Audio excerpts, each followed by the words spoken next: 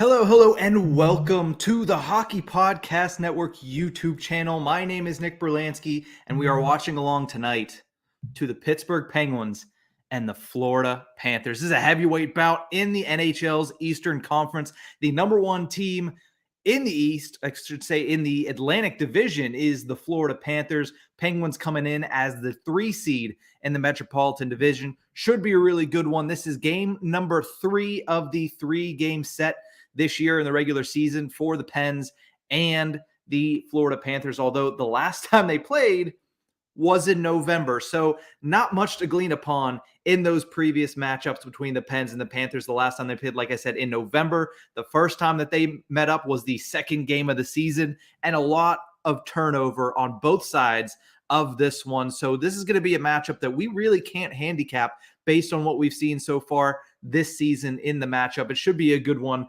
as we get started here on the Hockey Podcast Network YouTube channel. Thank you to everybody that is tuned in.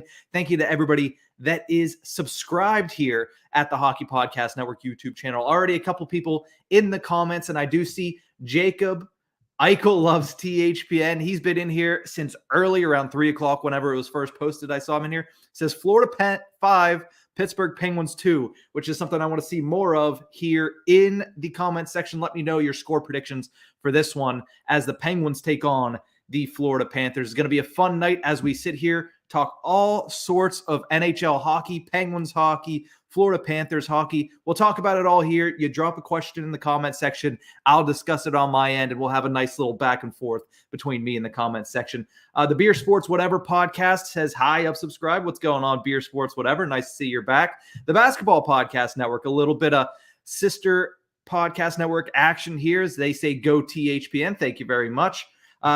Let's see who else. Eric Ferguson says, let's go. Hello, what's going on?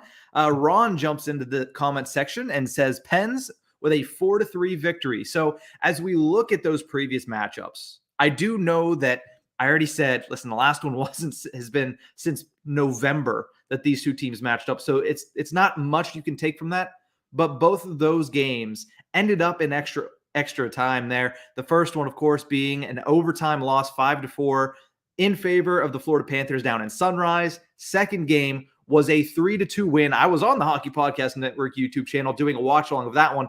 3-2 shootout win for the Pittsburgh Penguins at PPG Paints Arena. But like I said, a lot of turnover on both of these teams with very key players that are playing in this one that have not played against the other teams yet this season. So let's jump back in here. Jacob looks like he's back in. Says Flames versus Oilers game last night was very, very boring. Well, I'm hoping that this one is quite the opposite, Jacob. Thanks for joining. Always nice to see you jumping in here early and often on the Hockey Podcast Network YouTube channel.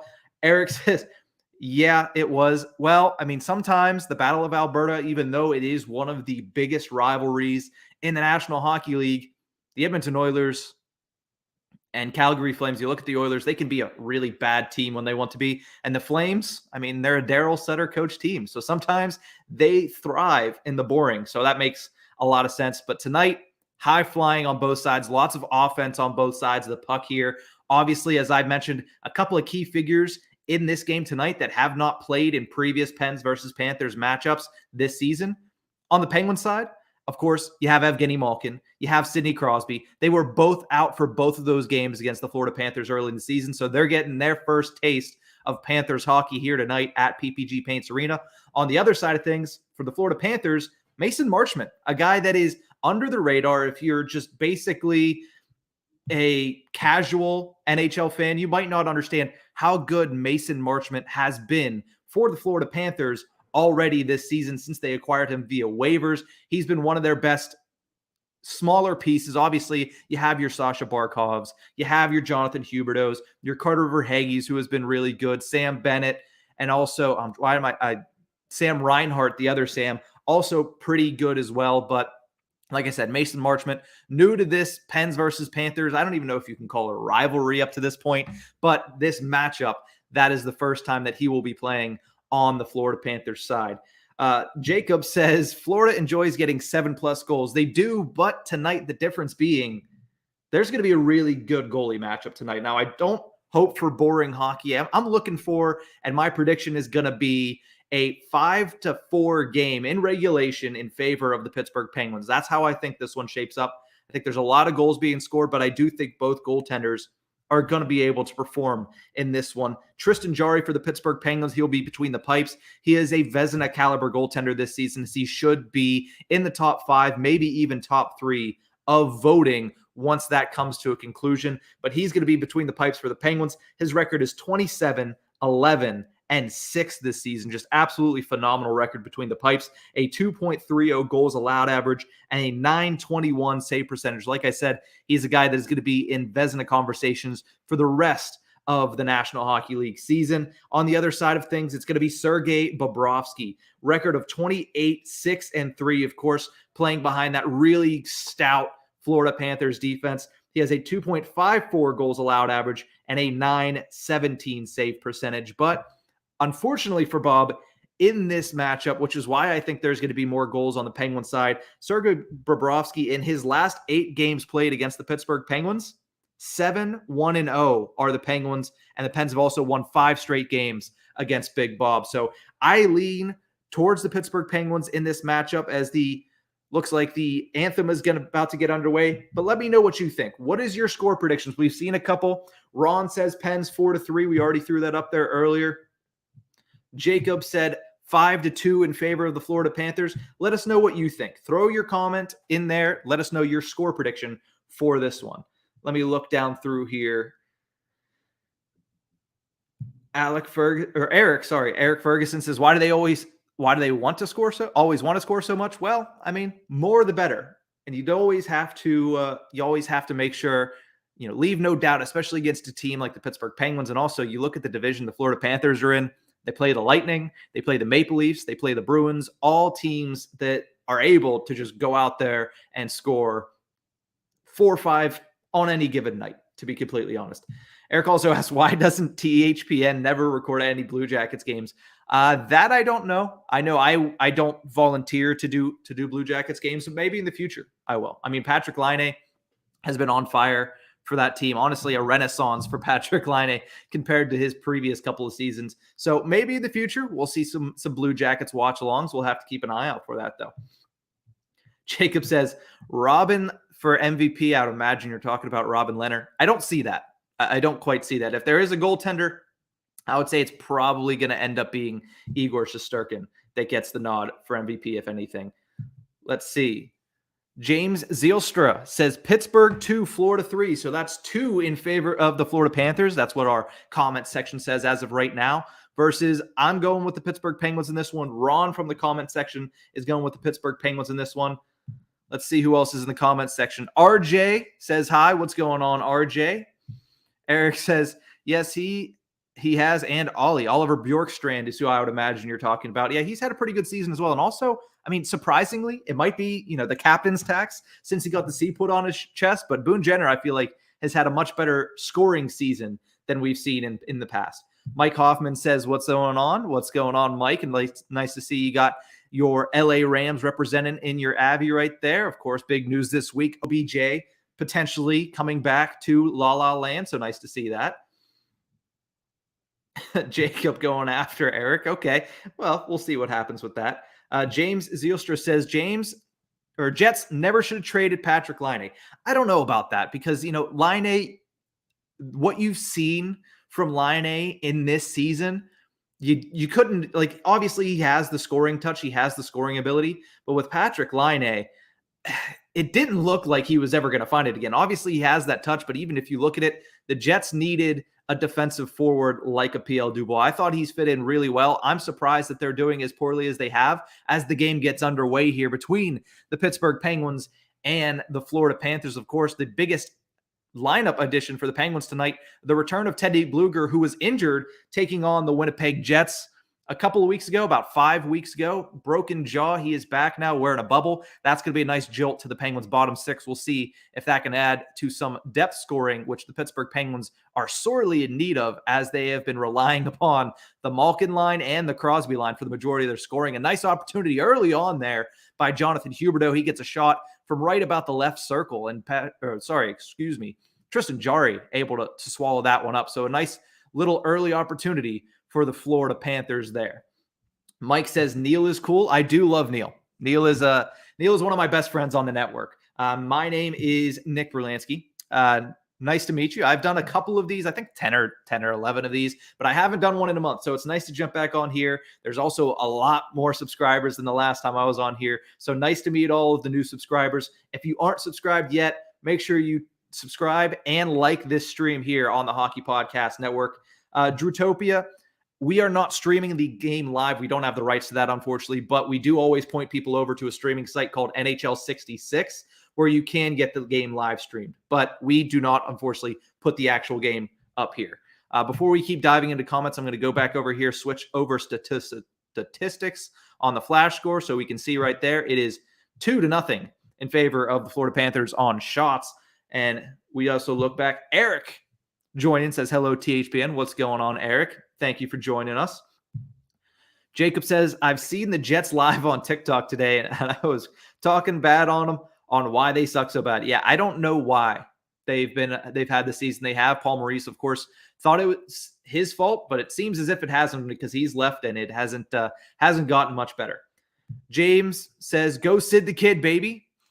Excited to see what Crosby does, as he is currently riding a 3-game goal-scoring streak heading into this one, as looking up and Sperry Kapanen doing his best to keep the puck into the zone, but just nothing doing there for Cappy as he gets the puck stolen away from him. Talked about Marshman in the pregame show. There he is down low, beating Evgeny Malkin to a puck battle and sending it up top. Looks like the Panthers are going to try to get things going. There's Marshman. Great opportunity, a shot, and that one is blocked away by Tristan Jarry. As I believe this is the Panthers' third line that is out there right now with Mason Marchment. There's another opportunity that's going to go wide and send it right back down into Panthers territory. James also asks, where is Wild Man Neil tonight? Neil, he was on last night, of course. He's been doing a lot of watch-along, so shout out to him. He is given the night off. He deserves one every once in a while, so nice to see. Chris jumps on, says, let's go Pens. What's going on, Chris? Thank you for joining the Hockey Podcast Network live stream of the Pittsburgh Penguins taking on the Florida Panthers. Looks like Frankie Vetrano has a little bit of a break, has a lot of space, takes it up, shoots it, and he got it past Tristan Jarry, but that went just wide of the net. Nice opportunity there for Frankie Vetrano, who earlier in the season had a couple big goals for the Florida Panthers in this matchup between the Panthers and the Pens, and that one is sent out. Could be an icing on the Pittsburgh Penguins, and it is. Fagio, what's going on, buddy? Thank you for joining back into the Hockey Podcast Network YouTube channel. Again, make sure you hit subscribe. Make sure you hit a like on this stream as well. This is brought to you, as always, by DraftKings. Make sure you use promo code THPN at sign up. Our show sponsor, DraftKings, always been great. Jacob says, Jack Eichel is my daddy, only till Stone comes back. Well, Jack Eichel has been fun to watch, nonetheless. But at the same exact time, I mean, those Vegas Golden Knights lost their positioning. They're in third place now in the Pacific Division? It's a rough fall. JT Ramirez, you can go to NHL66.com. That's where we always send people. We don't have the actual live stream of the game. We don't have the rights, unfortunately, but we send people over to NHL 66. Front Row Productions jumping on here, saying hello. What's going on, Front Row Productions? Thanks for joining. Also, JT Ramirez says, Cowboys will win the Super Bowl. I don't know about that. I think they should focus on trying to win a playoff game. Nothing against the Cowboys. It's just, it's like the Penguins in the playoffs right now. They haven't won a series in, 4 seasons?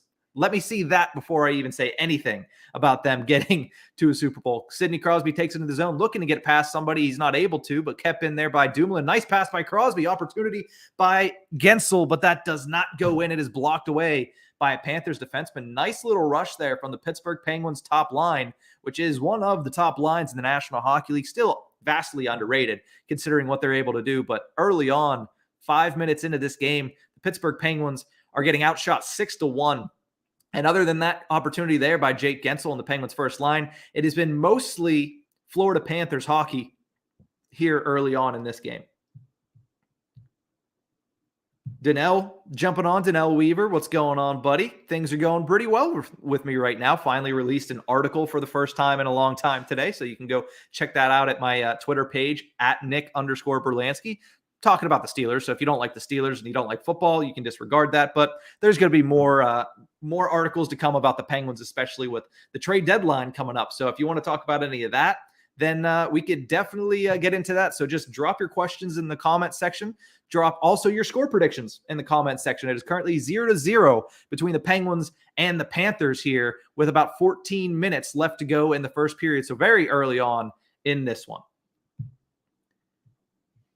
Faggio says, sorry, Nick, but we're now tanking. So the dark horse pick is no. Yeah, I've kind of noticed that. You know, I held on as long as I honestly could. But once they got behind a team like Vancouver, I kind of realized, okay, it's not going to happen for the Winnipeg Jets. But hey, I was riding with you, Faggio. I was hoping that, you know, loyalty was key, but at some point it now doesn't seem like a reality. A nice turnover that made there, and an opportunity for Malkin. He's not able to get it past Sergei Bobrovsky. A good play there by, I believe that was Kasperi Kapanen, as he forced the turnover in the Penguins offensive zone, getting Malkin an opportunity right in front of Sergei Bobrovsky, who's able to just square up to him and give him absolutely no space. JT asks, playoffs? Let's not talk about playoffs. My favorite football team, I grew up, obviously, in the suburbs of Pittsburgh. And by suburbs, I mean like an hour and a half out, so not really a suburb. So I'm a Pittsburgh Steelers fan at heart.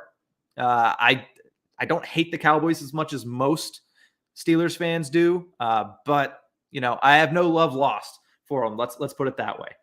And my favorite NHL team, I cover the Pittsburgh Penguins for the Hockey Podcast Network on a podcast called the Tip of the Ice-Burgh podcast.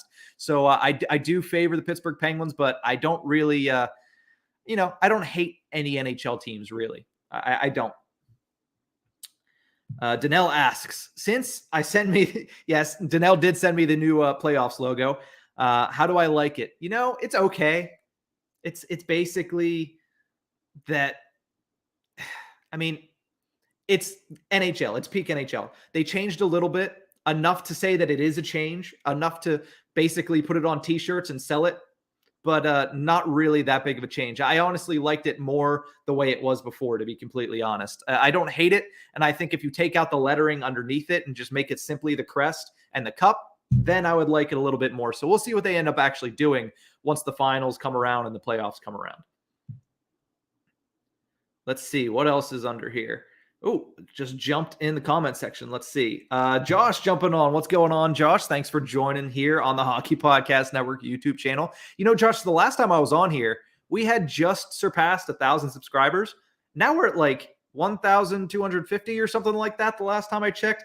Man, maybe they were thriving a little bit better without me, but it's good to be back. Took a little bit of about a month off, but it's nice to be back here on the channel, especially for a game that's as entertaining as this one is shaped up to be. I mean, the first 10 minutes here, a little bit of back and forth, but the Florida Panthers have really controlled the entire pace of play. The Penguins have had a couple opportunities and a couple of shifts, but for the most part, it is the Florida Panthers controlling this one. Front Row Production says, I'm eating chicken sandwiches. Now, is that like a spicy chicken sandwich? Is it just like a grilled chicken sandwich? I need more information than that, man. You gotta give me a little bit more than that. Eric Ferguson says, the refs suck on a daily basis. Yes, I do understand that. I do completely agree. Front Row Production says, Washington Capitals win the Stanley Cup in 2022. I would put money on every other team but the Washington Capitals in the Eastern Conference. I might be just being a hater. I don't think they're that good. I really think they're the worst of the 8 playoff teams right now in the Eastern Conference. And that is not bias at all. I just, when looking at the team and looking at where they're at, I do really have them as the 8th best team. And that's where they stand, you know, standings wise. But I do think they're actually the 8th best team in the Eastern Conference. I don't think they're getting past the first round. I'm sorry to say that, Front Row. Ron is a Jags fan. We all know that. He can, clown town down there. Interesting.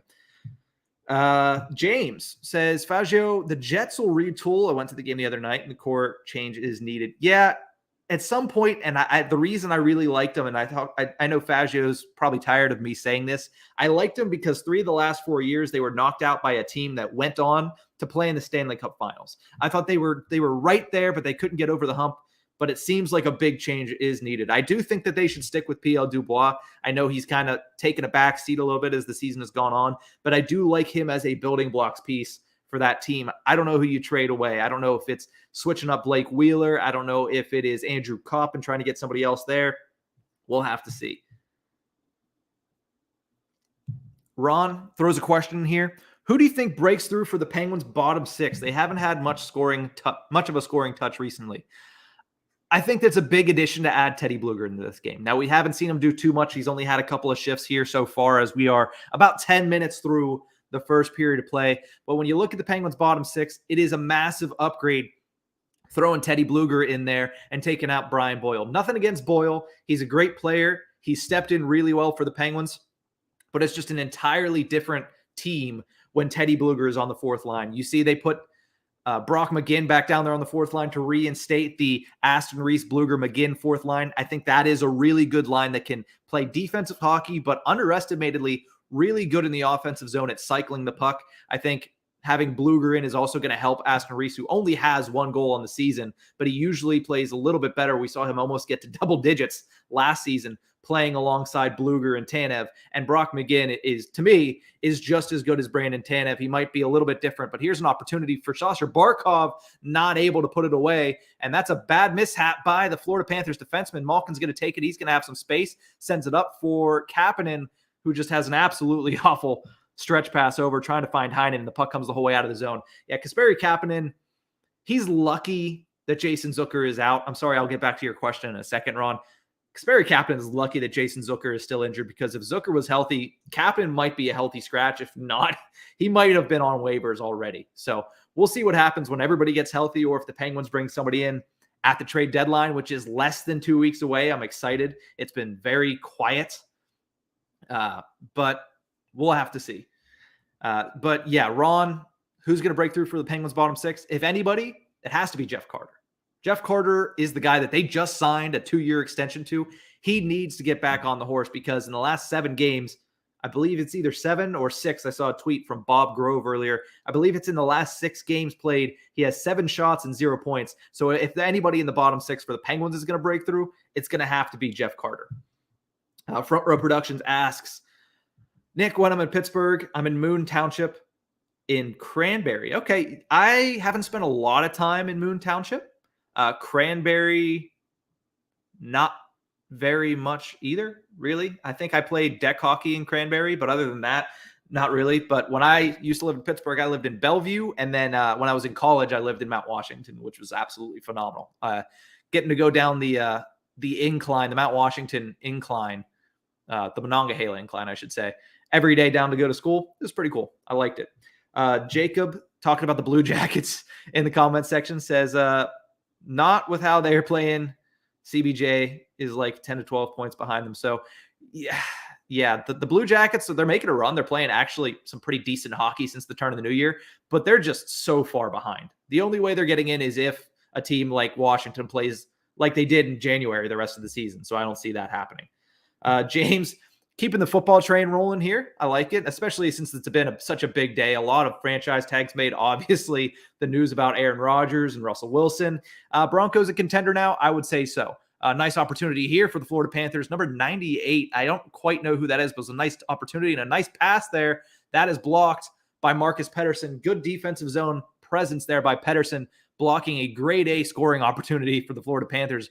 But like it's been the entire first period, the Panthers are controlling the pace of play here, as Jeff Carter able to take it out for the Pittsburgh Penguins and dump it in behind Big Bob. JT asked, did the Steelers even make the playoffs? Sort of. I didn't want them to make the playoffs. I thought it would have been much more interesting if they didn't.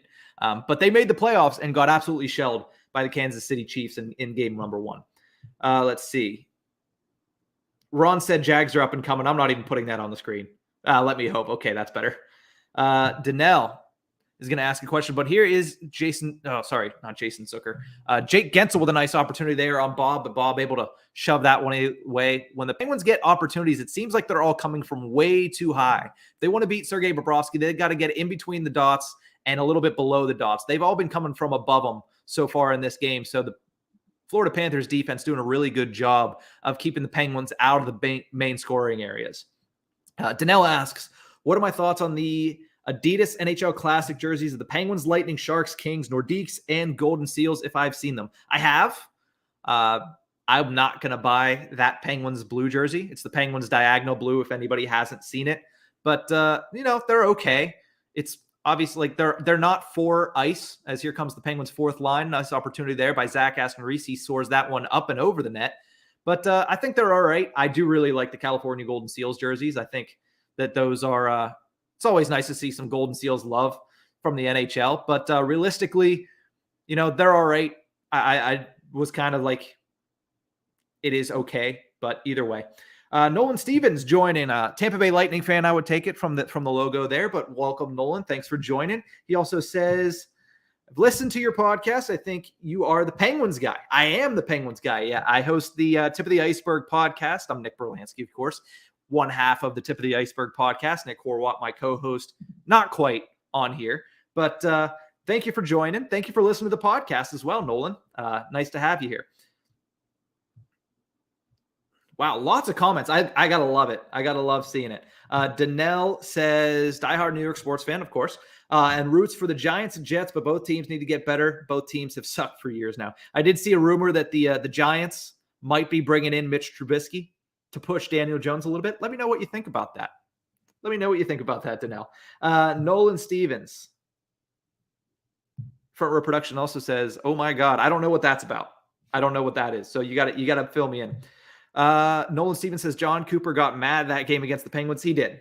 He really did. He was not happy. And honestly, John Cooper is a fantastic coach. And I talked about this. I literally went on a rant about this on Monday's episode of the Tip of the Ice-Burgh podcast. He's a fantastic coach, but he is just a sore loser, really bad loser. He hasn't done much of it the last 3 years. So he's kind of out of practice maybe, but that whole display to me was embarrassing for him. And I don't know if I don't know. I thought it would be embarrassing to see my coach do that. James asks, what are my dark horse teams in the NHL? Well, throughout most of the season, it was the Winnipeg Jets. Coming into the season, I like the Jets as a dark horse pick to get to the finals, not to win it, but to get to the finals. Obviously, that's dead in the water. My dark horse now, looking at the East, there really isn't a dark horse. Maybe the Boston Bruins. I think that they could win a series in the playoffs, but I don't think they can get much further than that. I think the East truly is a picture of the top three teams currently in each division being the favorites. Penguins, Hurricanes, and Rangers, they're also evenly matched. The Hurricanes to me are the best team of those three, but it's very close. Panthers and Lightning, they're very close as well. Toronto Maple Leafs, I can't stick my flag with the Toronto Maple Leafs in the postseason. It's something I can't physically do until they do something. Even not even make it to a game 7, just get out of one round. And there's going to be the first goal of the game. Looks like Sam Reinhart going to be able to deflect that one. Tristan Jarry not happy about it, but the Florida Panthers seem to strike first here, taking the 1-0 lead with 7 minutes and 17 seconds left. I'll have to look at the replay. It looked like he swatted it out of the air, but we'll have to see if it was in fact over the crossbar, as Tristan Jarry seemed to be upset about. But Reinhart able to take it into the zone himself, really just siphoning through the entire Penguins team. Kapanen comes back in, tries to make the play, not able to. Again, another example of why Kasperi Kapanen just needs to be fired into the sun by Pittsburgh Penguins management. And absolutely, like he got back, that's fine, but just not a great job. That's going to be close to a high sticking, but I don't think there's going to be enough evidence. This angle might be a little bit better as he goes up. Oh, it's going to be real close. I'm going to have to wait and see what comes out of that, but that is a really close call for the refereeing crew. Doesn't even look like they're going to review it as the players are all at center ice.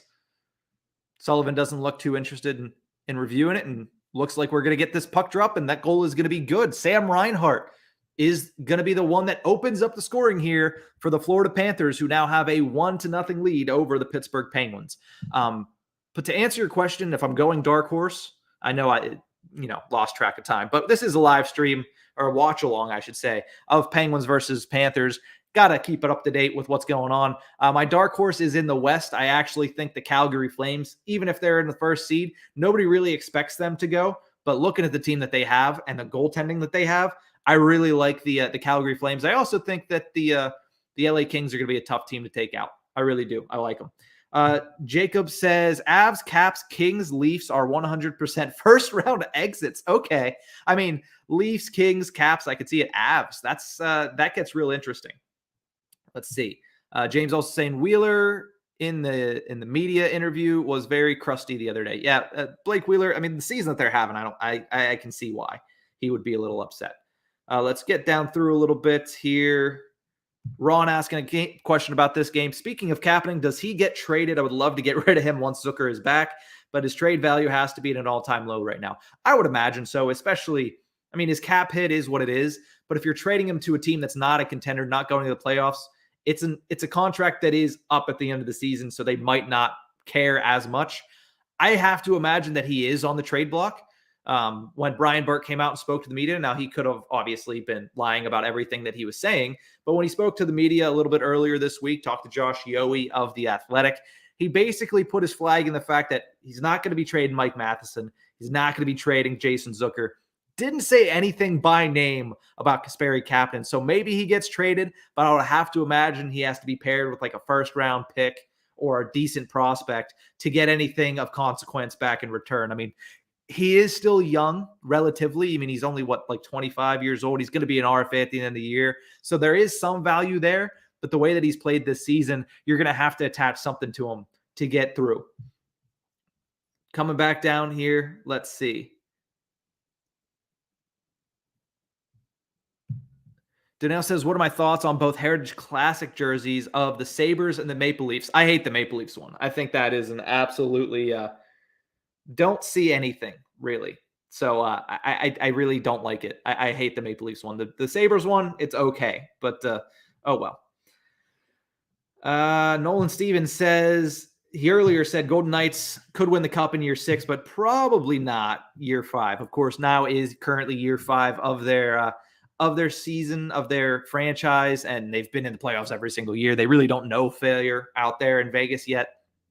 But I can see them winning the cup. I like them to come out of the West as of right now. Like I know the Colorado Avalanche are really good, and I know that they're stacked, and I know they might be adding a guy like Claude Giroux here in the next week or so before the trade deadline. But I really, there's still that playoff failure. They're basically the pre-2018 Washington Capitals. They haven't been able to get past the second round, and until they do, you can't really herald them as I can't really herald them as a top contender. Everybody else can. But just seeing the fact that they haven't been able to get over that hump, once they do, I think they're going to be unstoppable. It's going to be like the Capitals of 2018. Once they get past that second round hump, I think they'll be unstoppable. If they do that, they'll be, at that point, my favorite, no matter who's left in the Final Four. Ron asked, whoever said Florida loves scoring goals earlier, a graphic just came up saying they are tied for the most games with 6+ goals in the NHL with 11. So Ron doing some stat checking there. Gotta love it. Nolan likes the Heritage Classics jersey. Okay, that's fine. I especially the Tampa, not the Tampa Bay one. Sorry, the Toronto one. I don't know. I just don't like it. Spark Dog says, "Where's Neil? I'm sorry that you're upset. I'm sorry that Neil's not here. I'm stepping in for him tonight. Neil does this so many times. I know he does a lot. I mean, he does the Devil State of Mind podcast. He does a whole heck of a lot of these watch-alongs. He also now is doing a Brooklyn Nets podcast. So if you're a basketball fan, you like the Brooklyn Nets, and you like Neil, there's a perfect storm with that. I think it's Bridge to the Nets podcast on the Basketball Podcast Network, if you like Neil. But my name is Nick Berlansky. I am the host of the Tip of the Ice-Burgh podcast. I cover the Penguins for the Hockey Podcast Network. And there is another goal for the Florida Panthers. Aaron Ekblad sent it on net. It looked like it might have been deflected, or maybe it just had a seeing eye shot. But right now, the Florida Panthers with a nice 2-0 lead here with just over 5 minutes remaining in the first period. Not a good start for the boys in black and gold at home, as that puck was sent up by Barkov to Ekblad. He looked over. Let's see if it was deflected. It was not. A nice screen there by John Marino on his own goaltender. And another Florida Panther, that was going to be Mammon, number 98, the guy I didn't know from earlier. But a nice goal there by Aaron Ekblad. Let's not forget the fact that he had a 2-goal performance in the second game of the season between these two. And now he's on the scoreboard once again, and the Panthers have a 2-0 lead with just over 5 minutes remaining in the first period. The Toronto L's. That's basically how I took it. I was like, I don't like this. I really thought it was bad. I don't understand why they keep going back to the Toronto Arenas concept, but oh well, that's what they decided to do. Kapanen tries a turnaround pass, and that's to go to Malkin. That's going to be an icing. Get Kasperi Kapanen off the ice. That is the third missed pass by Kapanen here in the first period. Just absolutely awful. Ron asks, did I see the rumor about the Avs looking into trading for Patrick Kane?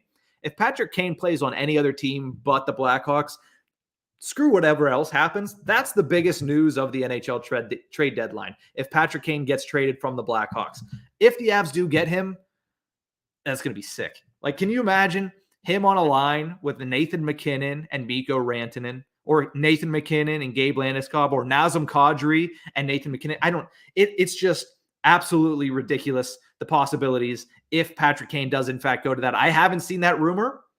I'm intrigued now, though. I'm going to have to do some digging after I get off of here.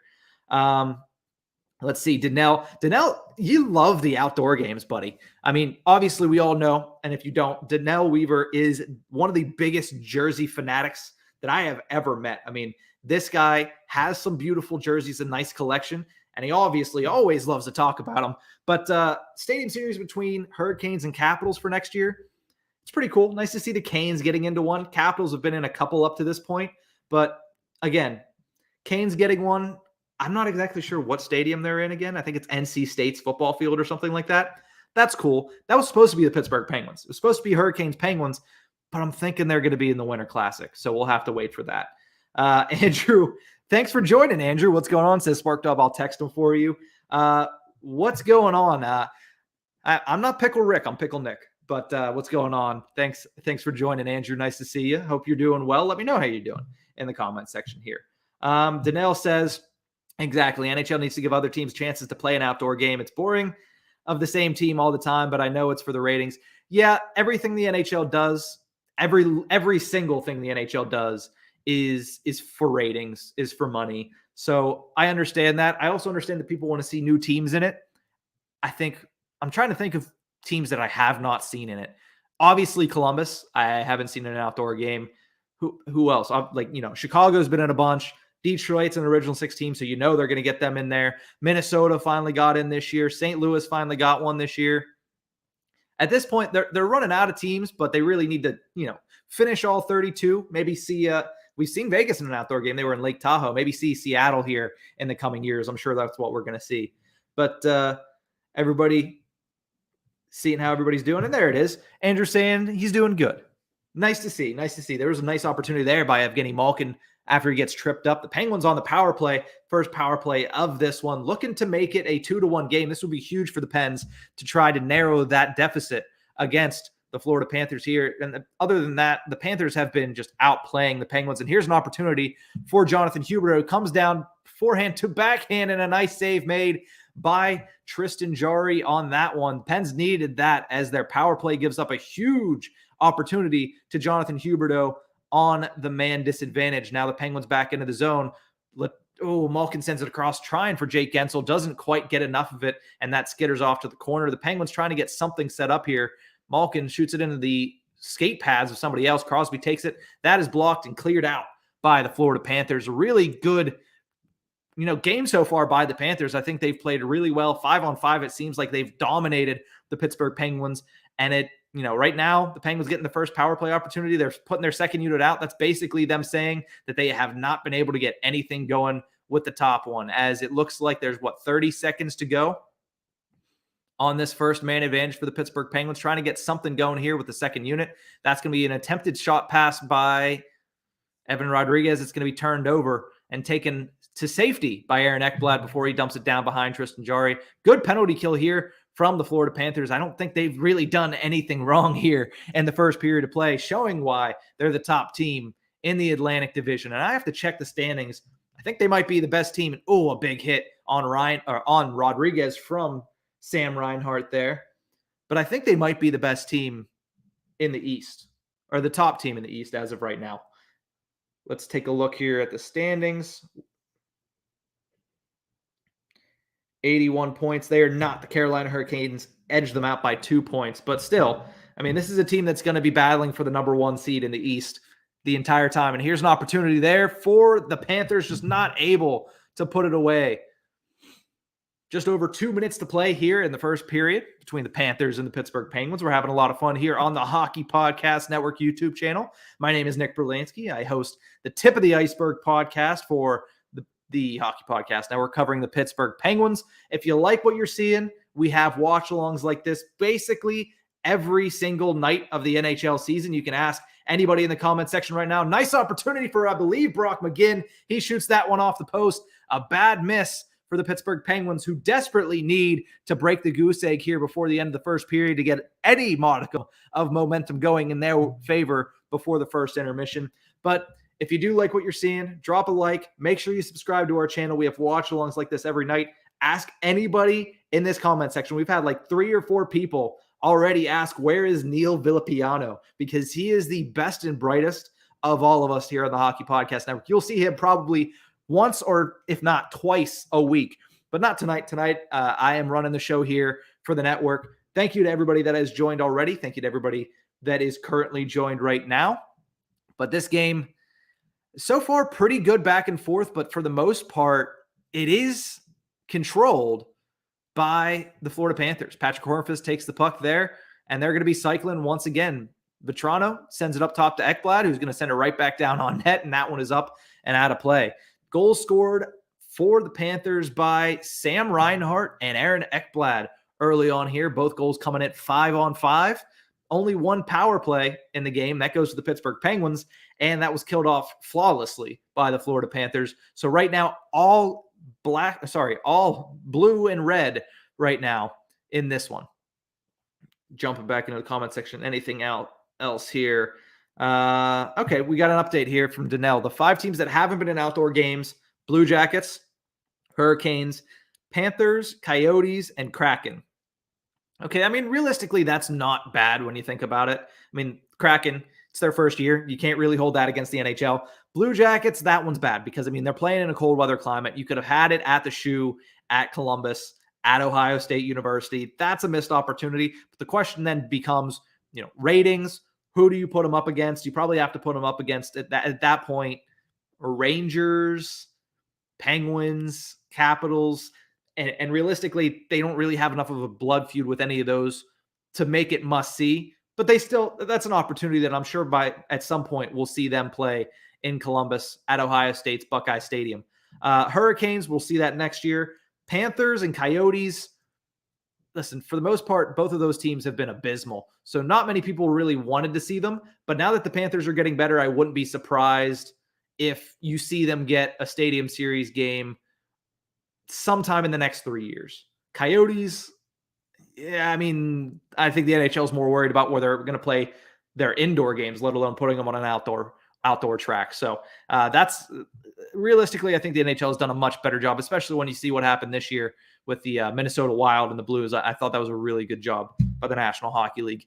20 seconds to go here in the first period, a first period that has been nothing but Florida Panthers up to this point. Penguins have got a couple of opportunities on Sergei Bobrovsky, but nothing really of relevance. I think they had one grade A opportunity, but other than that, nothing doing for the boys in black and gold. It's been all Florida Panthers here in the first period of play. James says, we had an outdoor game in the 80s, Jets versus the 80s Oilers. It was a great game. Wow. Yeah, I can imagine. I mean, 80s, I'm trying to think if that was, and I'm gonna make myself sound stupid here. I wasn't alive, so you can't really hold it against me that much. Was that the it was Dale Hawerchuk Winnipeg Jets? Or was Dale Hawerchuk not quite there yet? I'm getting my timelines mixed up with old-time Winnipeg Jets. But I don't remember if he was 90s or if he was 80s and 90s. I know he played in the 90s, though. But 4 seconds remain here in the first period. We'll watch the last 4.2 seconds of this first period before we cut to commercial break here. And then when we come back, we'll talk about what I saw in the first period, the tips to win for both teams heading into the second frame, and also just overall, continuing this conversation with everybody in the comments section. Thank you to everybody for tuning in so far to the Hockey Podcast Network YouTube channel's live stream, Penguins versus Panthers. That does it for the first period of play. Panthers lead it 2-0 and just absolutely dominated every facet of the game there in the first period 100%. James, thank you. See, every once in a while, I do know what I'm talking about. The right one was there too, of course. 80s Oilers. You can't say 80s Oilers without saying Gretzky. But I just wanted to make sure on the other side, I knew that was the Dale team.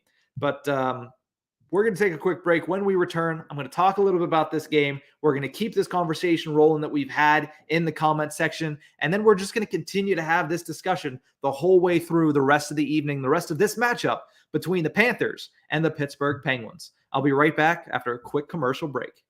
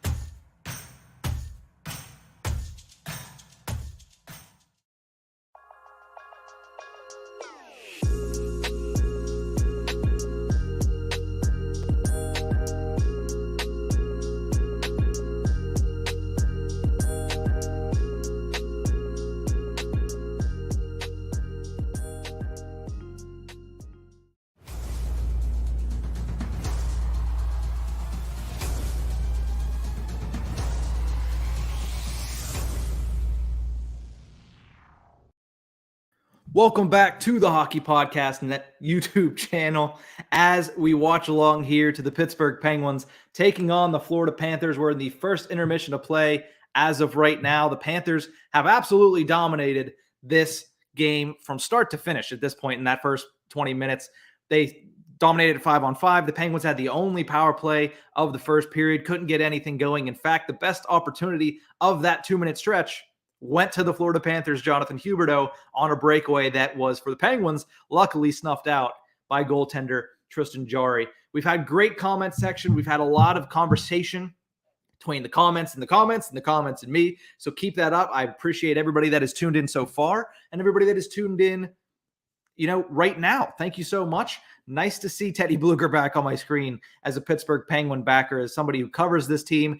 The Penguins have sorely missed Bluger in their bottom six. But let's go over that first period of play, talk a little bit about what I saw, what I think the rest of the game is going to be, and then we'll jump back into the comment section because the conversations have been a lot of fun. A lot of outdoor game conversations, jersey conversations, some trade deadline. We had some NFL talk on a great day with, obviously, the franchise tag deadline happening about 3 hours and 48 minutes ago. So it's been a fun day in sports, and we're wrapping it up here with a nice watch-along of the Pittsburgh Penguins and the Florida Panthers. My name is Nick Berlansky. I cover the Pittsburgh Penguins for the Hockey Podcast Network on a little show called The Tip of the Ice-Burgh Podcast. New episodes come out Mondays and Thursdays, so you can look for the next episode to come out this Thursday. But this game so far, like I mentioned at the top of this segment, which this hour, I guess it would be, all Florida Panthers. I mean, 2-0 is the score. Could have easily been 3 or 4-0 in my opinion.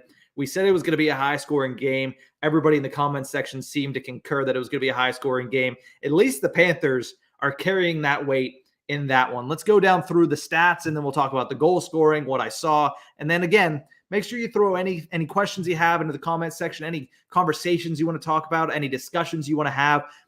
Doesn't have to be pertaining to this game. If it's pertaining to this game, I will definitely answer it. If it's pertaining to anything else in hockey, I'll most likely answer it. But let's talk about the stats as of right now. Of course, the one that matters the most here in the first intermission, 2-0 in favor of the Florida Panthers. Shots on goal, 13-10 in favor of the Panthers as well. Blocked shots, 8-3 in favor of the Pittsburgh Penguins. They spent a lot of time in their own zone. Tristan Jarry has seen the puck a whole heck of a lot so far in this one. Penalties, I already mentioned that. One penalty by the Florida Panthers. I believe it was Sam Bennett that went to the box for high sticking on Mark Friedman. The Pittsburgh Penguins could not get anything going on that power play. They do not convert at all. Hits 15-5 in favor of the Penguins. The Penguins trying to bring a little bit of a physical play and slow down the really high-speeded Florida Panthers team. Of course, 10 more hits than them. Panthers have had the puck most of the time, so why would they be leading in hits at all? Faceoffs are even at 9 apiece. The Penguins have 6 giveaways to the Florida Panthers 2, and takeaways 4-2 in favor of the Pittsburgh Penguins. That's where we stand on the stats. But realistically, I don't think that even paints a big enough picture. It should be either 3 or 4-0 right now in favor of the Florida Panthers. I mean, you look at the goal scoring in the first period. The first goal was scored 12:43 in. Sam Reinhart, unassisted, scores his 19th goal of the season.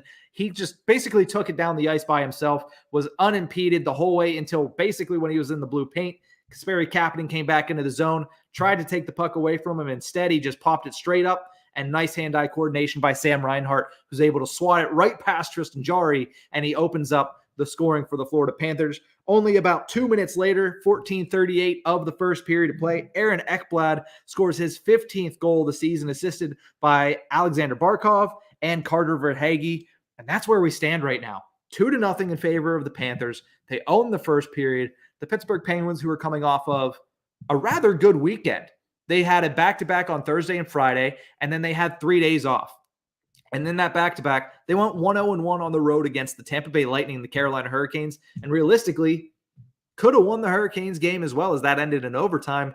This is not the performance that you wanted to see from the Pittsburgh Penguins, coming off of a rest, taking on a team in their own building that they have been able to beat historically, especially the goaltender that they've been able to beat historically, but they really haven't tested Sergei Bobrovsky as of yet. Before we keep diving into this one, I do want to go around the league, as I already saw this, as Jacob throws in there 2-0 in favor of the Philadelphia Flyers.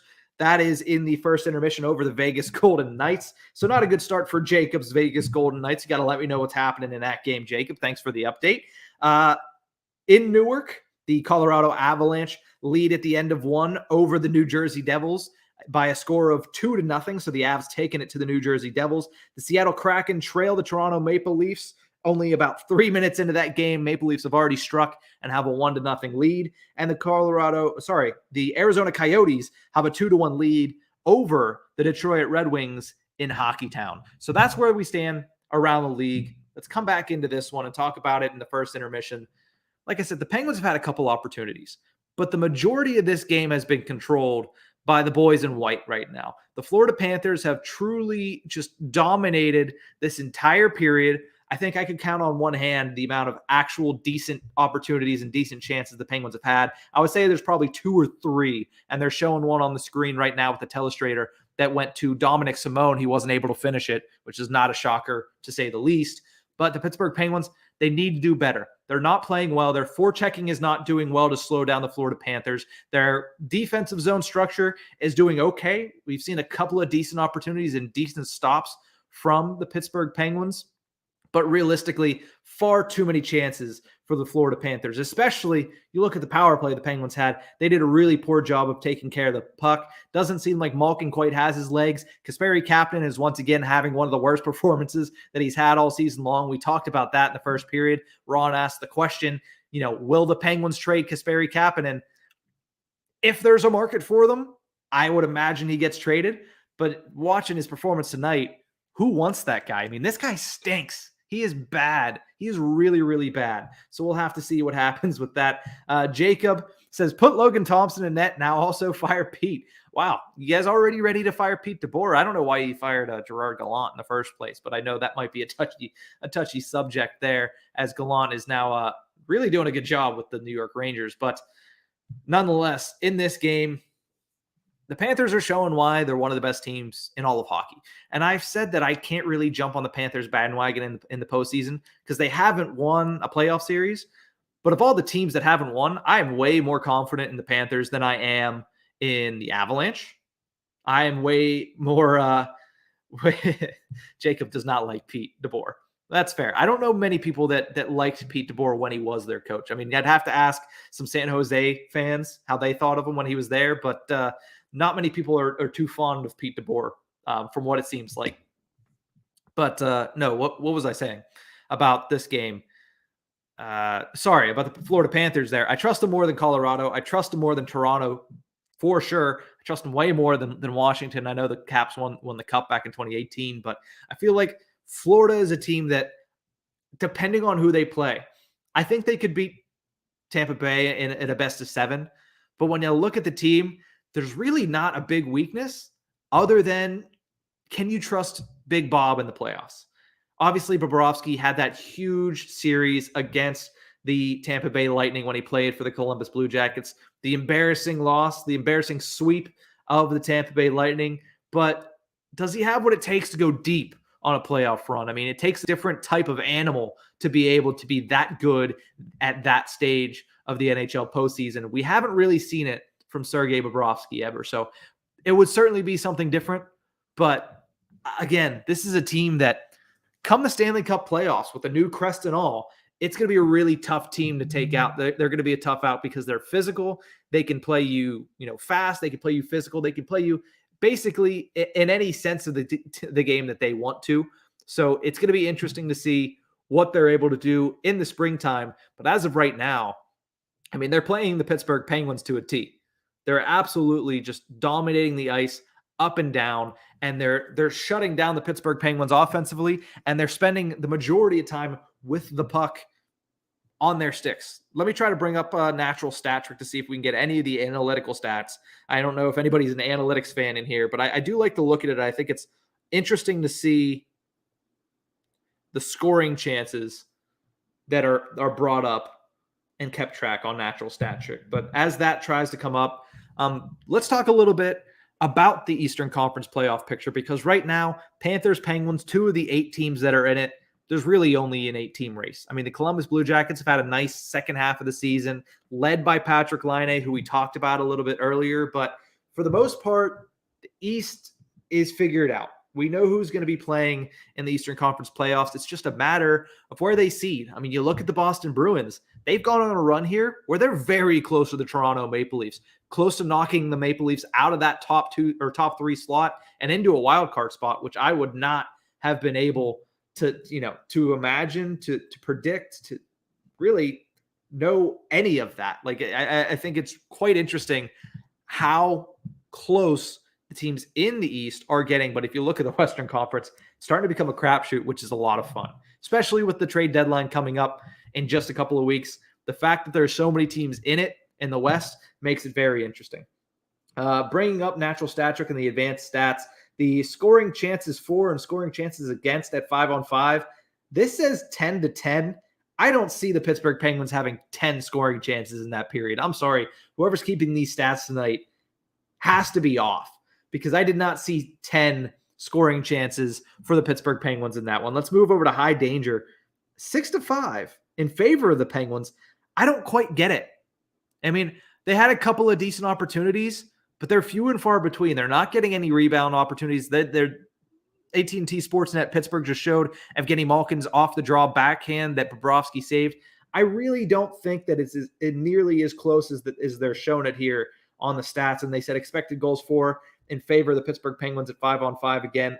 I really don't see it. It feels like watching this game, and that's why, I like to do both. I like analytics and I like the eye test, because right now it seems like the analytics are failing, because what I saw was basically complete domination in favor of the Florida Panthers. I might be wrong. Maybe I wasn't paying enough attention, but it did not seem like the Pittsburgh Penguins carried the majority of that period. It seemed like they got a couple opportunities, few and far between.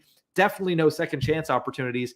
And obviously, the Florida Panthers have taken advantage of the ones that they've gotten, which is why they're up 2-0.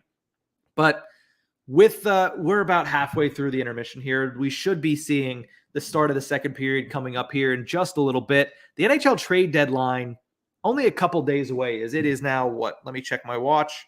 It's the 8th. The trade deadline is the 21st. So we have about 13 days before the NHL trade deadline. It's been uncharacteristically quiet to me.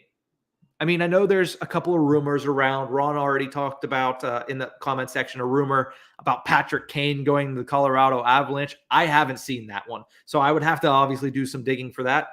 But realistically, there haven't been very many rumors out there. I mean, Claude Giroux, lots of rumors about him. There's lots of rumors about the Vancouver Canucks, especially with new leadership there in Jim Rutherford, as well as Patrick Allvin. They're looking to get rid of one of three guys, it seems like. I mean, they need to do something for their salary cap. They have kind of gotten closer to the playoff floor, as now they're right around the same area as the Anaheim Ducks, who have kind of self-imploded here in the second half of the season.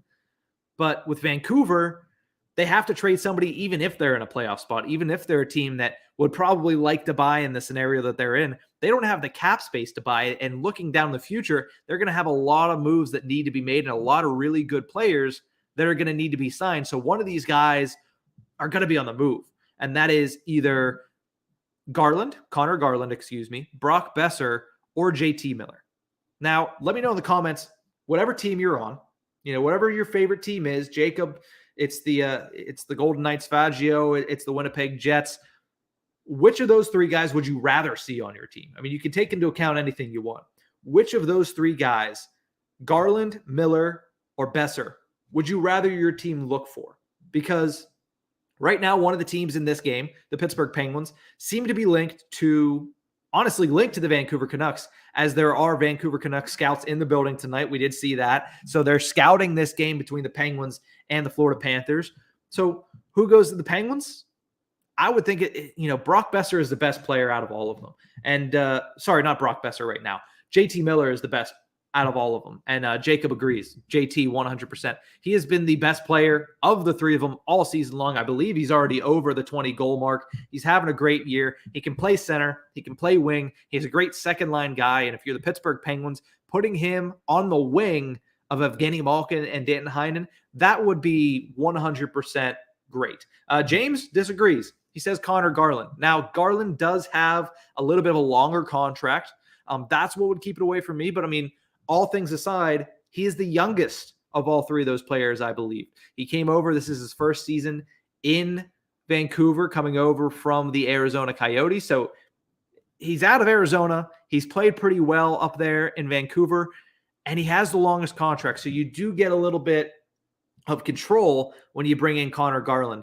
But, the weird thing is, Jacob says JT, James says Garland. Seems like Brock Besser might be the guy that gets moved.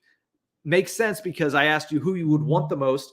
The one nobody said was Brock Besser. That seems like the one that is going to be moved from the Vancouver Canucks as the second period is getting ready to start here. Crosby and Barkov and the faceoff dot put up 20 minutes, drop the puck, and here we go. Second period of play between the Penguins and the Florida Panthers. Thank you for joining us here at the Hockey Podcast Network YouTube channel, our live stream watch-along of the Pittsburgh Penguins and the Florida Panthers. Currently 2-0 in favor of the Panthers as the second period is just underway. Attempted shots, 24-18 is what they just put up on the screen. Again, in favor of the Florida Panthers. They've gotten more of the shots, but again, I looked at that natural stat trick stat line, and for some reason, it said the Pittsburgh Penguins had the majority of the scoring chances, the high danger scoring chances, the expected goals for.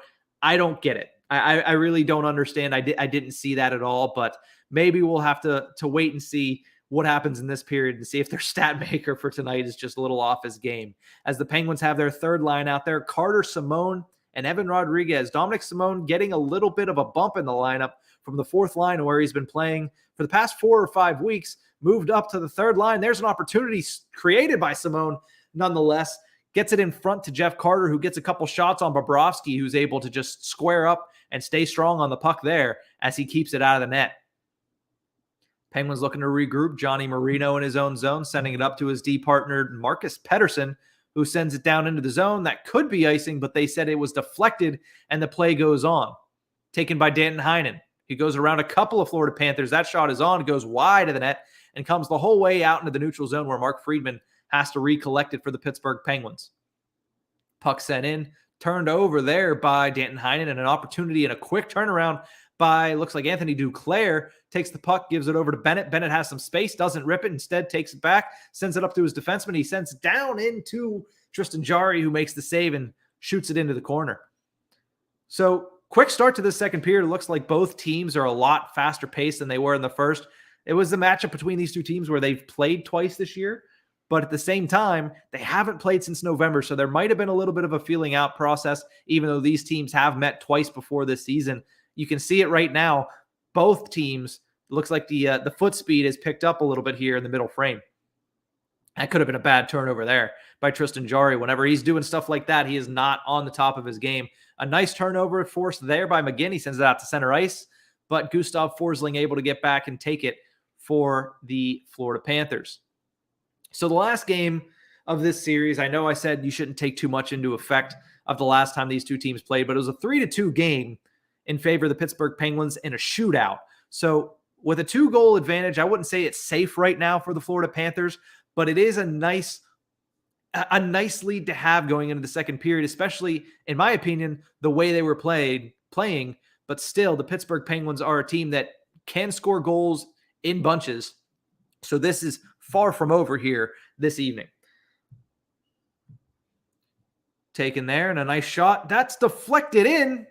Is it Brian Rust, or was that deflected by Zach Aston Reese? We'll see if the goal scorer gets it or if the guy with 1 goal on the year is able to get it. But nonetheless, it is a 2-1 game. And as I'm speaking about the Penguins' opportunities and the Penguins' penchant for scoring goals, there's Brian Rust cracking open the score sheet for the Pittsburgh Penguins, cutting the lead in half, and it is now 2-1, still in favor of the Panthers, but the Penguins get a nice goal here early in the second period, and that's going to be deflected.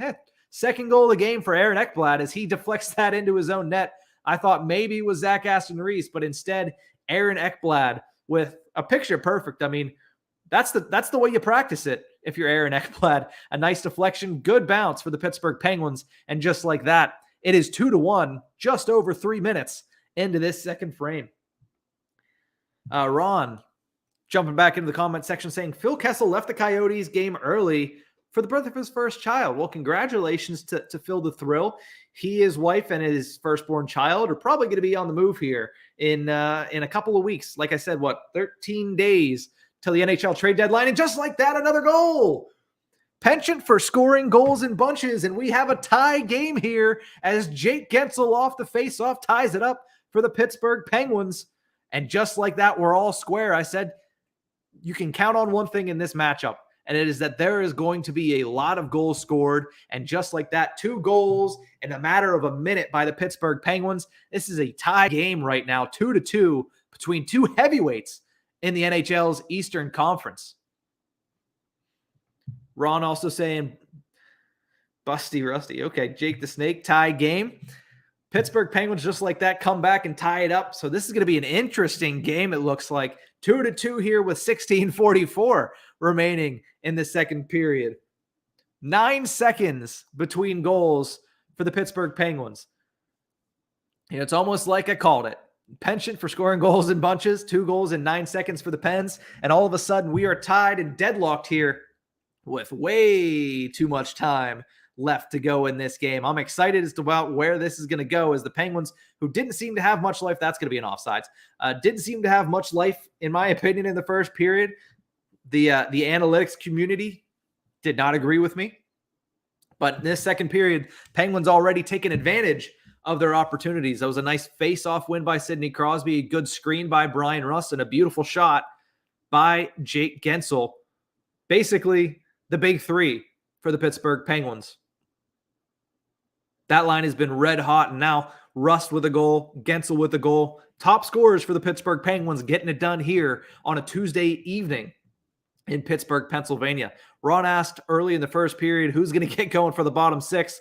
I don't know who it is, but the Penguins are still waiting for it. Luckily, it hasn't bit them in the butt so far tonight, as they have come back to tie this one, all based off the strength of their top line. I still think that you see a goal from Jeff Carter tonight. I think you can count on a goal from Big JC, Big Jeff Carter, which if you haven't already, go over to Steel City. Usually I don't give free plugs, but go over to Steel City, get the Big Jeff Carter shirt, chugging beers and scoring goals, because it goes to a very good cause. I don't remember it off the top of my head, but I do remember, obviously, it goes to a very good cause. I wish I remembered it right now. I could probably look it up in the intermission break here in about 40 minutes whenever it comes up.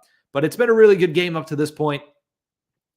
Florida Panthers own the entire first period. Pittsburgh Penguins able to score 2 goals in 9 seconds here in the second, and it's a tie game. And just like that, really, the pace of this game has picked up significantly. I said it before the Pens scored the goals. Big hit by Mackenzie Weegar on Jake Gensel, and he is slow to get up. Looks like he just might have fallen down again, but he's staying on the ice there. Good sign for the Pittsburgh Penguins as he just absorbed a massive check from Mackenzie Weegar of the Florida Panthers. That's going to be a delayed offside, but the Penguins take it back instead. Penn's first line looking to keep it going.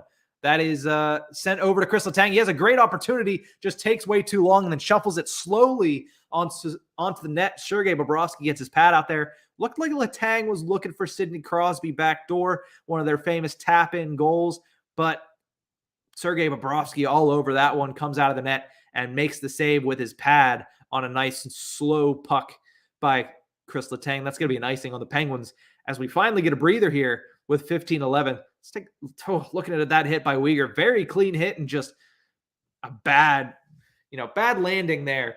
If you're Jake Gensel, Mackenzie Weegar, they're showing a couple replays. He's really turned into a really good defenseman for the Florida Panthers. Everybody obviously talks about guys like Aaron Ekblad, about guys like Gustav Forsling, but Mackenzie Weegar has really turned into probably one of the most underrated defensemen in the National Hockey League. He's had a really good season up to this point. Big-bodied guy, plays really well defensively, and there's a nice opportunity out front by, I believe, I don't remember who it was there. Number 55 there for the Florida Panthers. I can't quite get his name. That's not Achari. Nola Chari, I thought, left, but it might be. Oh, there's another big hit. A lot of physical play coming out here in the second period, as well as the Florida Panthers trying to respond to giving up that 2-0 lead by getting physical here with the Pittsburgh Penguins. A nice opportunity almost for Evan Rodriguez, who found himself in space, but not able to get the puck to him was Dominic Simone.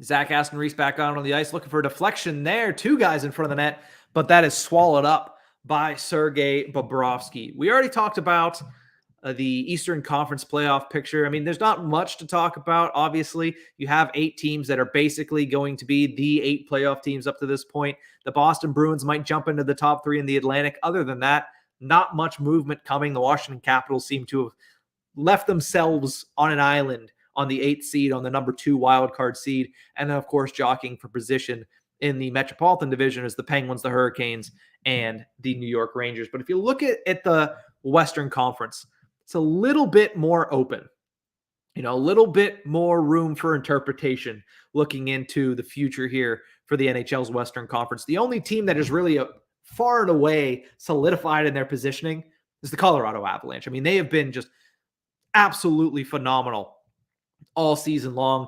They've grown that lead, and it looks like there's going to be a penalty here. John Marino is going to be heading to the box for the first penalty by the Pittsburgh Penguins. Going to get to see the Florida Panthers on the power play trying to take advantage and take their lead back. The call is going to be on hooking, potentially. I'm not exactly sure what that's going to be. But either way, Penguins are going to be shorthanded after the commercial break here, with about 5 minutes gone in the second period. A fruitful second period up to this point for the Pittsburgh Penguins. Let me go into the NHL app here and take a look at the Western Conference. Like I said, Colorado has a 16-point lead on the St. Louis Blues, who are in second place in the Central Division. So they have all but locked up. Honestly, the number one seed in the Western Conference is basically, it is the Colorado Avalanche. So that's where they're at. St. Louis has a decent spot, has about a 4-point lead on the Minnesota Wild. And then at that point, the Wild have 67. The Dallas Stars have 67. They've gone on a run here as of late. The Nashville Predators have 66. Edmonton 64, Anaheim 63, Vancouver 62, and that's basically where I think I'm gonna cut it off. I don't know if I can quite put the Winnipeg Jets in the hunt anymore. It seems like they have kind of given up on it. And then looking at the Pacific Division, Calgary's been red hot, no pun intended. They're in first place. LA has 71 points. Vegas holding on to a playoff spot with 68 as they sit in the 3 seed in the Pacific Division. So looking at the matchups right now, Vegas versus LA, we saw that in the very first inaugural season of the Vegas Golden Knights. I think that would be a good matchup for the Knights. I think they'd be able to win that series. It wouldn't be as easy as it was back in 2018, but I think Vegas would have a nice matchup there. Dallas and Nashville, the fact that they're both in there, I feel like one of them is going to drop off. And to me, when I look at it, UC Saros has been so good all season long for the Nashville Predators as the game is back on. Power play for the Florida Panthers is John Marino will be sitting in the box. This is a really big opportunity for Teddy Bluger, who's back in his first game. He was, of course, the chief penalty killer for the Pittsburgh Penguins before he got injured. He's not out there to start the PK right now as they put out Jeff Carter and Zach Aston Reese, maybe giving Teddy Bluger a little bit more time to get acclimated back into the game before they have him in. But Teddy Bluger is their top penalty killing forward. So it'll be interesting to see how much time he's able to get on this one as the Penguins get that clear and they've killed off the first quarter of the first Florida Panthers power play of this one. St. Louis, Minnesota would be a good series. I would give the lean to Minnesota in that one. But when I look overall at this, I have to think that the Edmonton Oilers are going to get in, right?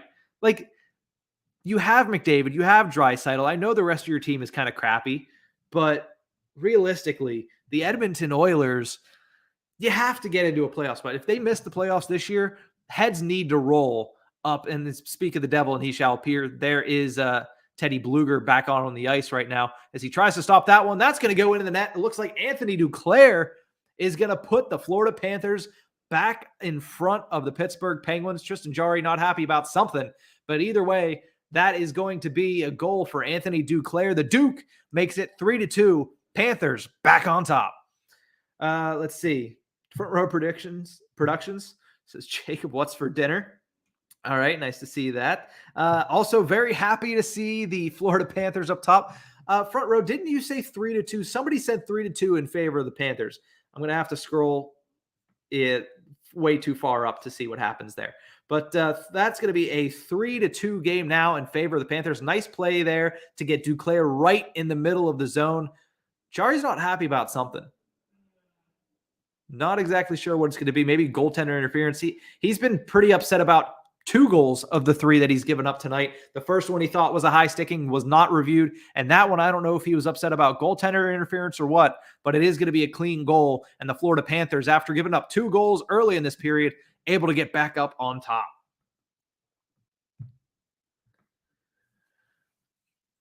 Taking a look at this again, Sam Reinhart was in the zone, but that's very incidental contact. I don't know what Tristan Jarry's trying to pull on that one. He was in there. Chris Letang was also in the blue paint, but realistically, Tristan Jarry needs to make that save. He's a little too far in. Didn't know where the puck was in his defense. So that's going to lead to the 3rd goal of the game here. And the Panthers, that's huge. You know, it's a good response, especially on the power play, getting their first opportunity and putting in the back of the net. Nice drive there by Evgeny Malkin, followed up on by Danton Heinen, but that is saved by Sergei Bobrovsky. Penguins looking to respond quickly, and that would have been in a huge fashion as well. Evgeny Malkin definitely looking a lot better in this period than he did in the first as he takes it to the outside, goes backhand to the forehand, cuts to the middle, and tries to shovel it through the 5-hole of Sergei Bobrovsky. A good job by Danton Heinen to be right in front of the net there, right where goal scorers score. And then, of course, there's Kasperi Kapanen late to the party, as he usually has been. Danelle has a question here. Let's get into it. Hey, Nick, as a hockey fan that watches hockey in the New York metro area, Isles need to retool, not rebuild. They're old and slow. Devils need to end the rebuild. Feel like they've been rebuilding for years. They really have, but I feel like let's start with the Devils. The Devils rebuild is coming to an end. The young stars are starting to make their way up into the National Hockey League. Dawson Mercer's having a really good rookie season. Nico Hischier and Jack Hughes are really starting to show that they are the best players on that team. Jesper Bratt, listen, if the Devils are to be serious contenders and if they want to continue this, you can't trade Jesper Bratt. He's had such a good season. The team is so much better with him in the lineup. He's been really good this season. What you need if you're the Devils, you need a little bit more experience. They went out and they were able to get a guy like Thomas Tatar. I think that's a good addition. They were able to get a guy like Dougie Hamilton. I think that was a fantastic addition. I like the addition of Ryan Graves. Their defense got a lot better last offseason. It's going to get a lot better in the next offseason as well because PK Subban's $9 million come off the cap hit. They can do a little bit more. What they need is consistency in goaltending. They thought it was going to be Mackenzie Blackwood. It hasn't been so far this season. They need to figure out what they're doing with him because if he's going to play the way that he has this season, they're never going to be a serious contender in the Metropolitan Division, especially a division which, Carolina is going to be a tough team to beat. They're going to be at the top of the division for, I would say, probably in the next at least 5 years. Columbus generally has a really good team. And you look at also the New York Rangers, they're going to be a tough team to beat. They're just at the beginning of their window as well. So if the Devils want to be taken seriously, they need to figure out their goaltending situation. If it's going to be Blackwood, you need to commit to him. If it's not going to be Blackwood, you need to move on from him. That's my opinion on the New Jersey Devils. I think that the rebuild is really over, and you're starting to see the beginning stages of them coming back into relevancy. Islanders, they just need to burn it all down. They need to retool, not a rebuild. They have a really old team. They have the oldest team in the National Hockey League. Zdeno Chara, easy. Don't bring them back. Zach Parise, I don't get the addition of Parise this offseason. I didn't think it helped. I didn't think it was a good move by the general manager up there, Lou Lamoriello. It goes against everything they believe in, especially a guy like Lou Lamoriello, to go young because he's been going old for so long, and so is that organization. But it worked the last 2 years. It's just finally ran its course, and it's not going to get any better next year when everybody's another year older. I mean, you sign a guy like Cizikas forever and ever, amen. You have a guy like Matt Martin signed for a decent contract. Who else did they sign? Their other guy, Clutterbuck, who was signed up there. Those guys were great 2 years ago. Well, even last year.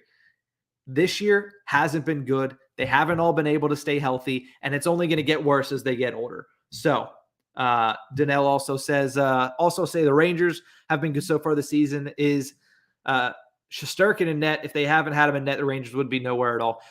I do agree with that mostly. I think that's why Shesterkin should be the MVP, to be completely honest, because that team, without his contributions, would not be nearly as good as they are. But I do think that they're a good team still. They're not as good as they've shown without Shesterkin, but that's the thing.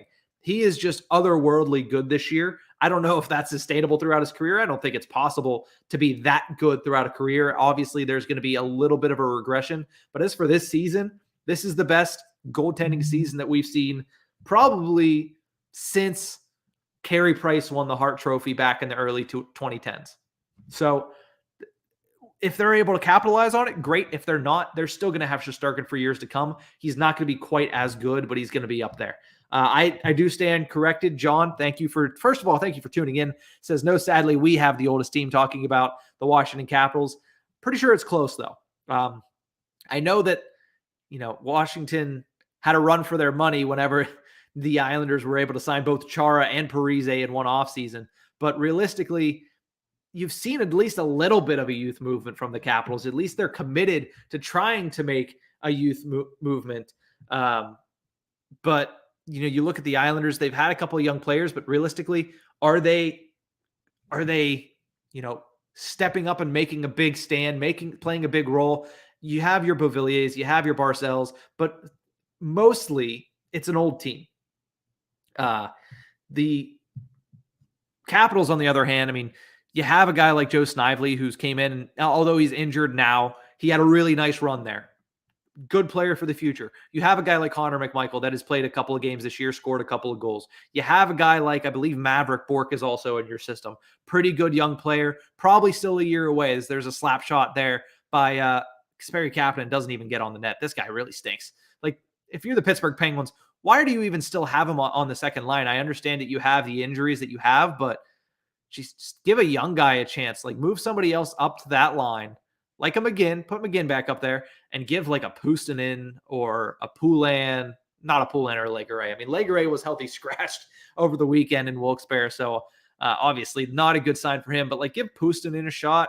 Give maybe Bjorkqvist an extended shot if you're the Penguins. Shoot, bring Hollander up for a try maybe. I don't know. We'll have to see. But realistically, either way, you just got to get rid of Kapanen. But no, back to basically talking about every team in the Metropolitan Division as we branch off from the New York teams for Donnell. I mean, the Rangers currently are in the best position. I would, obviously, to me, it's not even that close. The Devils are in a much better position than the New York Islanders. The Islanders might be at the tail end. They might have one good year left in that core that they have right now. And by that core, I mean the older core. Obviously, you can build around Barzal still. He's very young. You can build around a Beauvillier. He's very young. But I'm talking about, your Anders Lees, your Brock Nelsons. You're running out of time with these guys as they show, this game has gotten physical. They show another hit there by Radko Gudas. Shattering hit on the boards on Brian Dumoulin.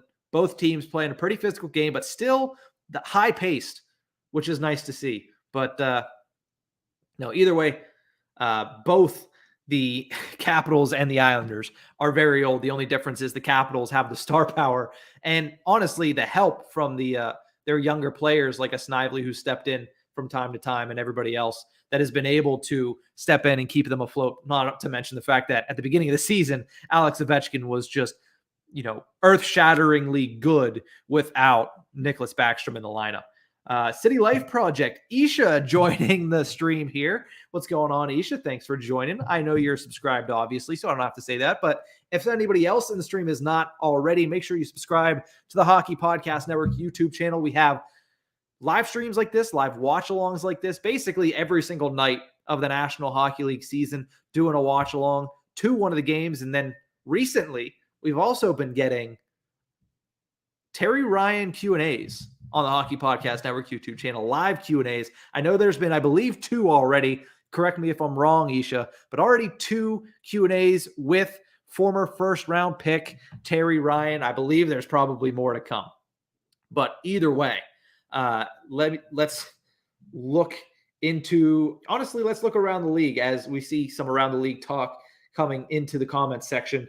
2-0 in favor of the Jets over the Tampa Bay Lightning. Faggio, we talked a little crap on them earlier, and I guess they're turning around and making us look like a fool. Wild have a 1-0 lead over the New York Rangers early in the first period. Good on the Minnesota Wild there, helping out both of these teams in the Eastern Conference playoff race. Stars Predators are scoreless, same with Senators Blues. Coyotes have extended their lead over the Detroit Red Wings 3-1. The Wings have really kind of fallen off since their early season electrifying start, but at the same exact time, they are a very young team. They'll be back. Maple Leafs have a 2-1 lead after one period over the upstart Seattle Kraken. Obviously, this game 3-2 in favor of the Florida Panthers.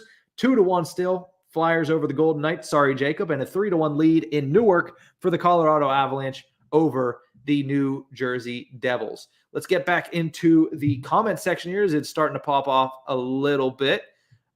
City Life Project says all donations go to Nick, and he'll give a special shout out if you do.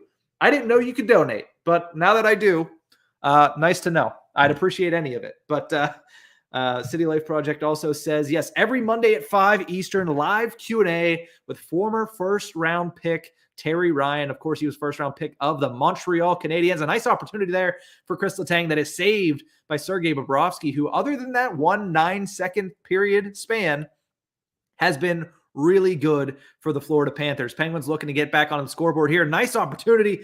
Bobrovsky stretches out, and that puck goes just wide of the net as the Penguins' first line already accounting for both goals tonight, looking to make it a third here late in the second period of play. But yet, like I said, as Isha said, I don't want to take advantage of or I don't want to take credit, I should say, not take advantage, but I will take advantage of the live Q&A. I've tuned into both of them, I think, already, at least for a couple minutes. But every Monday at 5, former first round pick Terry Ryan. That's great. I love seeing all the answers, especially earlier this week. He talked about the best chirp he's ever heard. Go back on the Hockey Podcast Network YouTube channel and check that out for sure. Danelle says, Islanders never got a pure goal scorer for years now, but we'll say out of the 3 teams in the area, which teams is the best position right now? 1 Devils, 2 Rangers, 3 Islanders. You have the Devils over the New York Rangers? I don't know if I'd go that far. I think the Devils have a better young core, but I mean, the top end talent of the New York Rangers, even though, like, take the goaltending out of it, where clearly the Rangers have an advantage because they have this year's Vezina winner. I'm not even going to get into any of that, but the Rangers are by far the better team, in my opinion. So we could go back and forth on that, Danelle. I don't see the Devils being in a better position than the New York Rangers. I mean, cap wise, yes, but in overall where they're at, I don't tend to agree there. My mom's tuning in, says, hey, Uncle Nick, baby Brody is listening to you. What's going on, Brody? I don't know if you're actually awake or if you're sleeping, probably sleeping, and I'm sure Kat's holding him. But thank you for tuning in. Nice to hear that my nephew's already getting into the Penguins hockey. Isha, going all off, says, Wild better beat the Rangers. They're slumping. The Wild or the Rangers? I got to know. And Isha also says, baby Brody should donate to Uncle Nick. Hey, listen, I'll take it, but I'm not going to be plugging for that. Let's see. Jacob says, a first round pick, but only played in 8 games. I'm dead. Who's first? Oh, you're talking about Terry Ryan. Yeah. Well, you could also get his book, Tales of a First Round Nothing, which I've read. Absolutely phenomenal book. He is a hilarious guy. But hey, sometimes not all first round picks pay off. Terry's an example of that, but he takes it in stride, and he is one of the funniest characters you could ever talk to or listen to if you tune into one of the live Q&As. And again, like that book, I read it back during the pandemic in 2020. Well, I mean, we're still kind of in the pandemic, but in the heart of the pandemic, in the shutdown, whenever we were all quarantined, I was reading Tales of a First Round Nothing, and I was laughing out loud on the porch as I read it. And Isha just goes in and says the same thing. He's the biggest draft bust in Montreal history. Oh, jeez. Let's see. Front Row Productions, doing my job for me. I appreciate that. Says, everybody, don't forget to leave a like. And also, if you haven't already, make sure you subscribe to the Hockey Podcast Network YouTube channel. We have watch-alongs every night. We have a live Q&A every Monday at 5 p.m. with Terry Ryan, of course. And then sometimes you get to see Isha come on here and talk about the slumping Minnesota Wild or the out of the playoffs Vancouver Canucks, or sometimes he'll give his bad MMA takes. I don't know. I think that he also throws that in there as well. THPN gets a shout out in his second book. Well, when's it coming out? I need the details so I can pump it here on the Hockey Podcast Network YouTube channel, and also so I could purchase it, because if I read the first one, got to read the second one. Shout out to Front Row for supporting my channel, the City Life Project. All right. Did I strike a nerve, Isha? Did I strike a nerve? Your bad takes on the MMA? Yeah. The second book's been out for a year. Okay. It shows how much I pay attention. I'm really bad at my job. It's been a busy year, Isha, but either way, now I'm going to have to take a look into it. That's a good point. I don't know why I haven't talked about it already. I mean, we're 35 minutes into this game. A nice opportunity there for Evgeny Malkin. That one's going to go wide. Second line is just, there's a big issue with this Pittsburgh Penguins second line. And before I get into talking about the Sidney Crosby audiobook, and it is the fact that it has a 6'1" anchor on the right wing that's named Kasperi Kapanen. Like, every single time that he has been on the ice tonight, he has made a play that has sufficiently ended any danger that their line has gotten put together. So there is that. But speaking of books, yes, I did listen to the Sidney Crosby rookie year audiobook. I listened to it, I believe, on Friday. All 4 hours and some change, hosted and narrated by Ganello. I thought it was really good. I thought it was really interesting. Obviously, it's been 16 years since his rookie year, and I was 10 at the time. So I do remember some of it, but at the same exact time, I don't remember a lot of the details. So getting to go back, listen to it in the words of Crosby, his family, all the players, especially like Matt Murley and Colby Armstrong, who was a producer on it.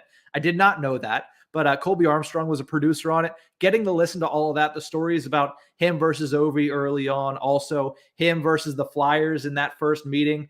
I thought it was really entertaining. And for anybody that has Audible, definitely listen to it. For anybody that doesn't, I mean, Audible's not a sponsor here. So I'm going to honestly say the fact that, I got the free trial, listened to it, and then immediately deleted my account. So either way, let's see.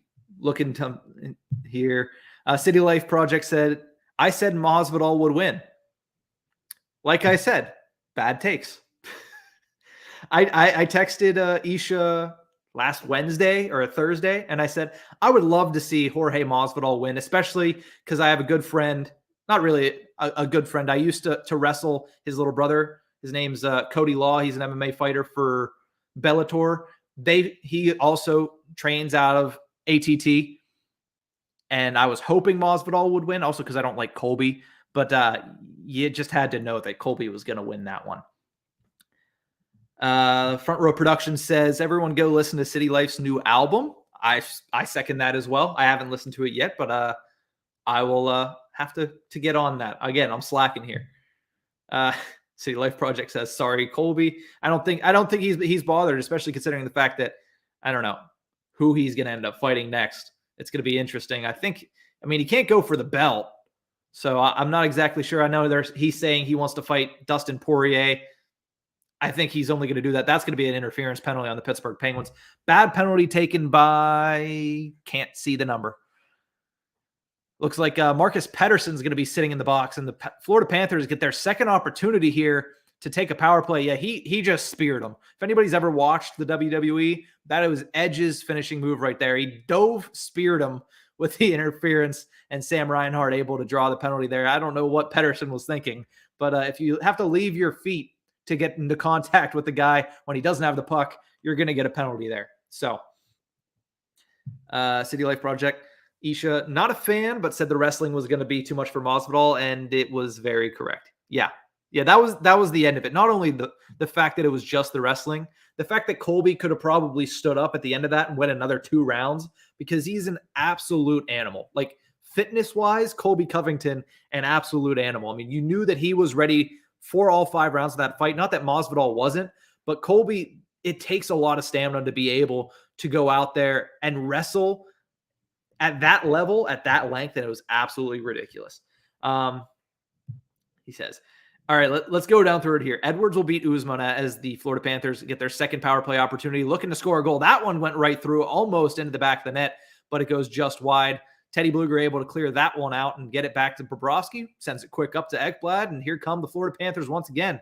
Almost an offside. A nice play made there by Jonathan Huberdeau, and it looks like Duclair's open in the slot. He's not able to get it going because the puck bounces on him just a little bit, but able to get it set up once again. And here come the Panthers with just over a minute left on this power play as they try to set it up and extend their lead, as they currently have a 3-2 lead here in the second period of play, just over 2 minutes left with about a minute left on their second power play of the evening, I guess it is. And the Penguins are able to clear that one out of danger. So Edwards will beat Usman. I feel like I haven't seen an Edwards fight in like 5 years. But no, I don't agree with that. I don't agree with that. Piotr Jan will beat Aljamain Sterling. I mean, Piotr Jan, the only reason he didn't have the belt is because he illegally kneed Sterling in the head, I'm pretty sure, if I'm not mistaken. So yeah, Piotr Jan is going to win that. Volk will beat Zombie. That's, to me, very easy. I agree with that. And Chimaev will beat Burns and then fight Colby. Yeah, I could see that happening. Chimaev and Colby would be a really good one. I mean, the wrestling in that is very intriguing. Ron said, nothing wrong with the old Goldberg spear. There wouldn't be anything wrong if the guy that he hit would have actually had the puck. So that's what's wrong with that one. But as the second period is coming down to a close in the intermission, we're going to talk a little bit more about the trade deadline, pieces that should be on the move, even though nobody has rumors unless they are in the Vancouver area. Of course, Rick Dhaliwal has basically been able to cover the exclusive rumors of the 2022 NHL deadline because nobody else is really talking. But we'll talk a little bit about the deadline coming up in 13 days. We'll preview the third period in this one, talk a little bit about what we've seen so far, talk about the stats, the goal scoring, and then we'll just jump back into the comment section, which I love to do. And it's been a really fun comment section so far here, 2 periods into this one. As in, this might be a nice opportunity there, but Pettersson is offsides for the Pittsburgh Penguins. Thank you for tuning in to the Hockey Podcast Network YouTube channel, by the way. My name is Nick Berlansky. I am one of the 2 hosts of the Tip of the Ice-Burgh podcast here on the network. We cover the Pittsburgh Penguins and realistically anything else that comes to mind, especially on our Thursday episodes when we do shout-outs and call-outs. I believe my call-out this week will be the Fast and the Furious franchise, or at least Universal Studios for continuing the Fast and the Furious franchise. I've tried 3 or 4 times now to watch the 9th one, just out of the fact that I love the first couple, and it's very hard. It's like make your eyes bleed bad. So if you want to hear something like that, that's where we get to at the end of our Thursday episode. That's how we finish our week, just talking about random topics around the sports world and the entire world. But tonight, we're talking pretty much purely hockey, purely sports, as we had a little bit of football talk in the first period. Of course, big day with Aaron Rodgers and Russell Wilson, so it makes a little bit of sense. But also talking a little UFC. Isha says it was done after Tokyo Drift. See, here's the thing. I like Tokyo Drift. It was weird at the time. Like, I loved it, but I didn't understand why it was in there. And now, obviously, they've tied it in different ways. Nice opportunity, but not able to get rid of it. Is Chris Letang there? A beautiful play. Crosby to Gensel to Letang. And for the second time with an open net, Letang is just not able to get it in. And with 5 seconds left, there's going to be a stoppage in play. It looks like it might be a penalty drawn by Jake Gensel. Radko Gudas is heading to the box. Gensel's checking for blood now, but it looks like it's going to be 2 minutes for high sticking. Either that or cross-checking. Either way, we'll have to see. Should have ended on a high. I agree with that, but I do really like the 5th one. I do like Fast 5. The 6th one is meh. The way they were able to finish the 7th one, I liked. As a whole, I did not like the 7th movie. But yeah, to me, it should have finished after 5. Once you have to start undoing things that you've done, undoing deaths that you've had, then you probably, that should be a key that you shouldn't be doing this anymore. Real quick opportunity off the draw for the Penguins on the power play, but a nice save made there by Sergei Bobrovsky, who has settled into this game very nicely. And the Penguins will be trailing just as they were after 1, but only trailing by 1 heading into the final frame. Gensel had a wide open net, just not able, tries to go against the grain there, and Bobrovsky just still in a good enough position to make the save. But that's it. After 2 periods of play, the score is Florida Panthers 3. Wow. Okay. Isha, we're not friends anymore. I am a diehard Marvel fan. I don't like that you said that. I do get that some of it is a lot. It is a whole heck of a lot. But I would definitely not call it trash. And also, I've heard good things about the new Batman movie. Haven't seen it yet. Probably won't be able to see it because I don't have 3 hours in my schedule to go to the theaters. But I'm excited to see it based on what everybody is saying about it for sure. But after 2 periods of play here at PPG Paints Arena, it is 3-2 in favor of the Florida Panthers. Let me go down through the statistics and through the goal scorers, and then we'll take a quick break, come back, talk about this game, talk about the trade deadline, keep talking about anything that you guys bring up in the comments pretty much here on the Hockey Podcast Network YouTube channel, because that is just basically how we work around here. So 3-2 after 2 periods is the main score. Of course, it was 2-0 after 1. So the Penguins win the period, but still trail by 1 goal heading into the second intermission there. Shots on goal, 24-22 in favor of the Pittsburgh Penguins. Block shots, 12-6, still in favor of the Penguins, as the majority of that work was done in the first period, as they had 8 block shots in the first period alone. Kind of made it a little bit easier there, playing a little bit better in the second period for the Pittsburgh Penguins. Penalties, 2 aside for each. 1 power play goal for the Florida Panthers. Penguins on their second power play. As the start of the third, they'll have about 1 minute, 50 seconds left, but their first power play did not go well. So they are 0 for 1 currently with a power play ready to start with fresh ice in the third period here. Hits 26-15 in favor of the Pittsburgh Penguins. Both teams played a lot more physical in that second period of play, and still the foot speed was a lot higher as well. I think that second period was the best hockey you're going to see between these two teams. Basically, what you would like to see in a playoff series. Lots of hits, lots of opportunities, big saves on both ends, and both teams still being able to score goals. Of course, the Penguins, 2 goals in that period to only 1 for the Florida Panthers. Hits, like I said, 26-15 in favor of the Penguins. Faceoffs, 23-19, also in favor of the Pittsburgh Penguins. And the last thing, giveaways and takeaways. Penguins, as they seemingly always do, leading in giveaways, 8-5. And in takeaways, they also lead, though, by a total of 5-3. Second period scoring started with the Pittsburgh Penguins. Let's scroll down here to the scoring update. 3 minutes and 7 seconds in, Brian Russ notched his 19th goal of the season. Assist to Brian Dumoulin and Marcus Pettersson, getting the Penguins on the board with a little bit of help from Aaron Ekblad with a perfect tip from him. Jake Gensel scores his 28th goal of the season just 9 seconds later on assist by Sidney Crosby. So the Penguins top line scoring 2 goals in 9 seconds, transforming a 2-0 game into a tie game. But just about 4 minutes later on the power play, Anthony Duclair scores his 23rd goal of the season. Assists go to the 2 best players on the team, Sasha Barkov and Jonathan Huberdeau. And that is where we stand right now after 2 periods with a score of Florida Panthers 3, Pittsburgh Penguins 2. Wow. Batman and Marvel conversation going on in the comment section. I'll leave you guys to argue over that, but I am going to take a real quick break as they're showing Chris Letang in the intermission highlight. Has 6 shots on goal. The one that would have mattered was the one that he whiffed on, so that's just how that happens. But I'm going to take a real quick break. When I return, let's talk about this game, preview the third period, and get into the trade deadline because it's only 13 days away. We'll be right back.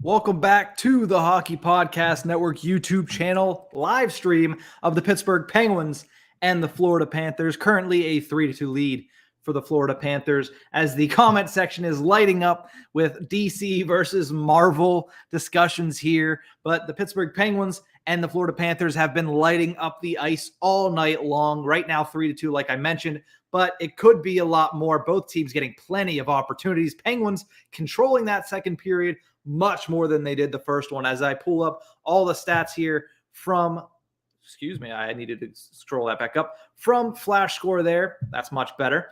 As the Pittsburgh Penguins, like I said, in the first period, it was all Florida Panthers. At 5-on-5, on the penalty kill, the Panthers dominated all of it. But in the second period, the Penguins, according to the Natural Stat Trick, controlled 75% of the expected goals for a much better second period for the Pens, as they dominated on plenty of opportunities, but the Panthers still able to get back and get into the lead with a power play goal from Anthony Duclair. So it's been a really good game so far, back and forth, both teams having large portions of this game where they just took over, were able to shut it down, and heading into the third period, it's going to get really interesting. I would not be surprised in the least.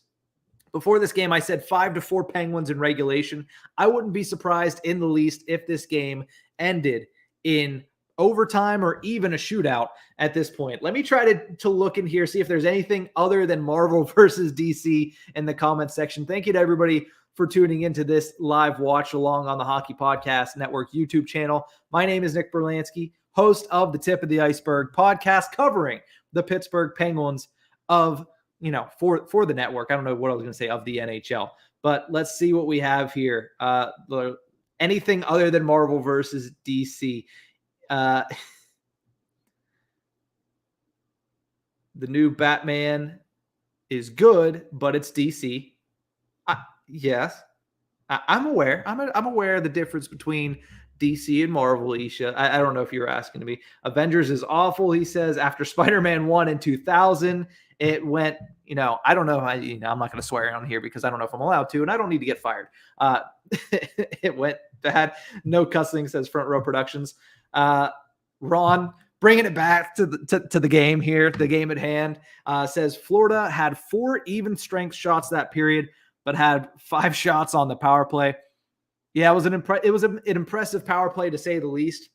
Both of them really were, even though the second one they weren't able to score. They played really well on the man advantage, but the Penguins at 5-on-5, like I said, controlled 75% of the expected goals for. They played really well, much better. Good response there by the Pittsburgh Penguins. And if they continue to do that, you have to imagine that the Penguins have the hand up and the advantage going into the third period, the way that they were able to play when it was an even strength. And also the fact that they're able to have over a minute and a half of power play action with a fresh sheet of ice to start the third frame. So thanks for throwing that in there, Ron.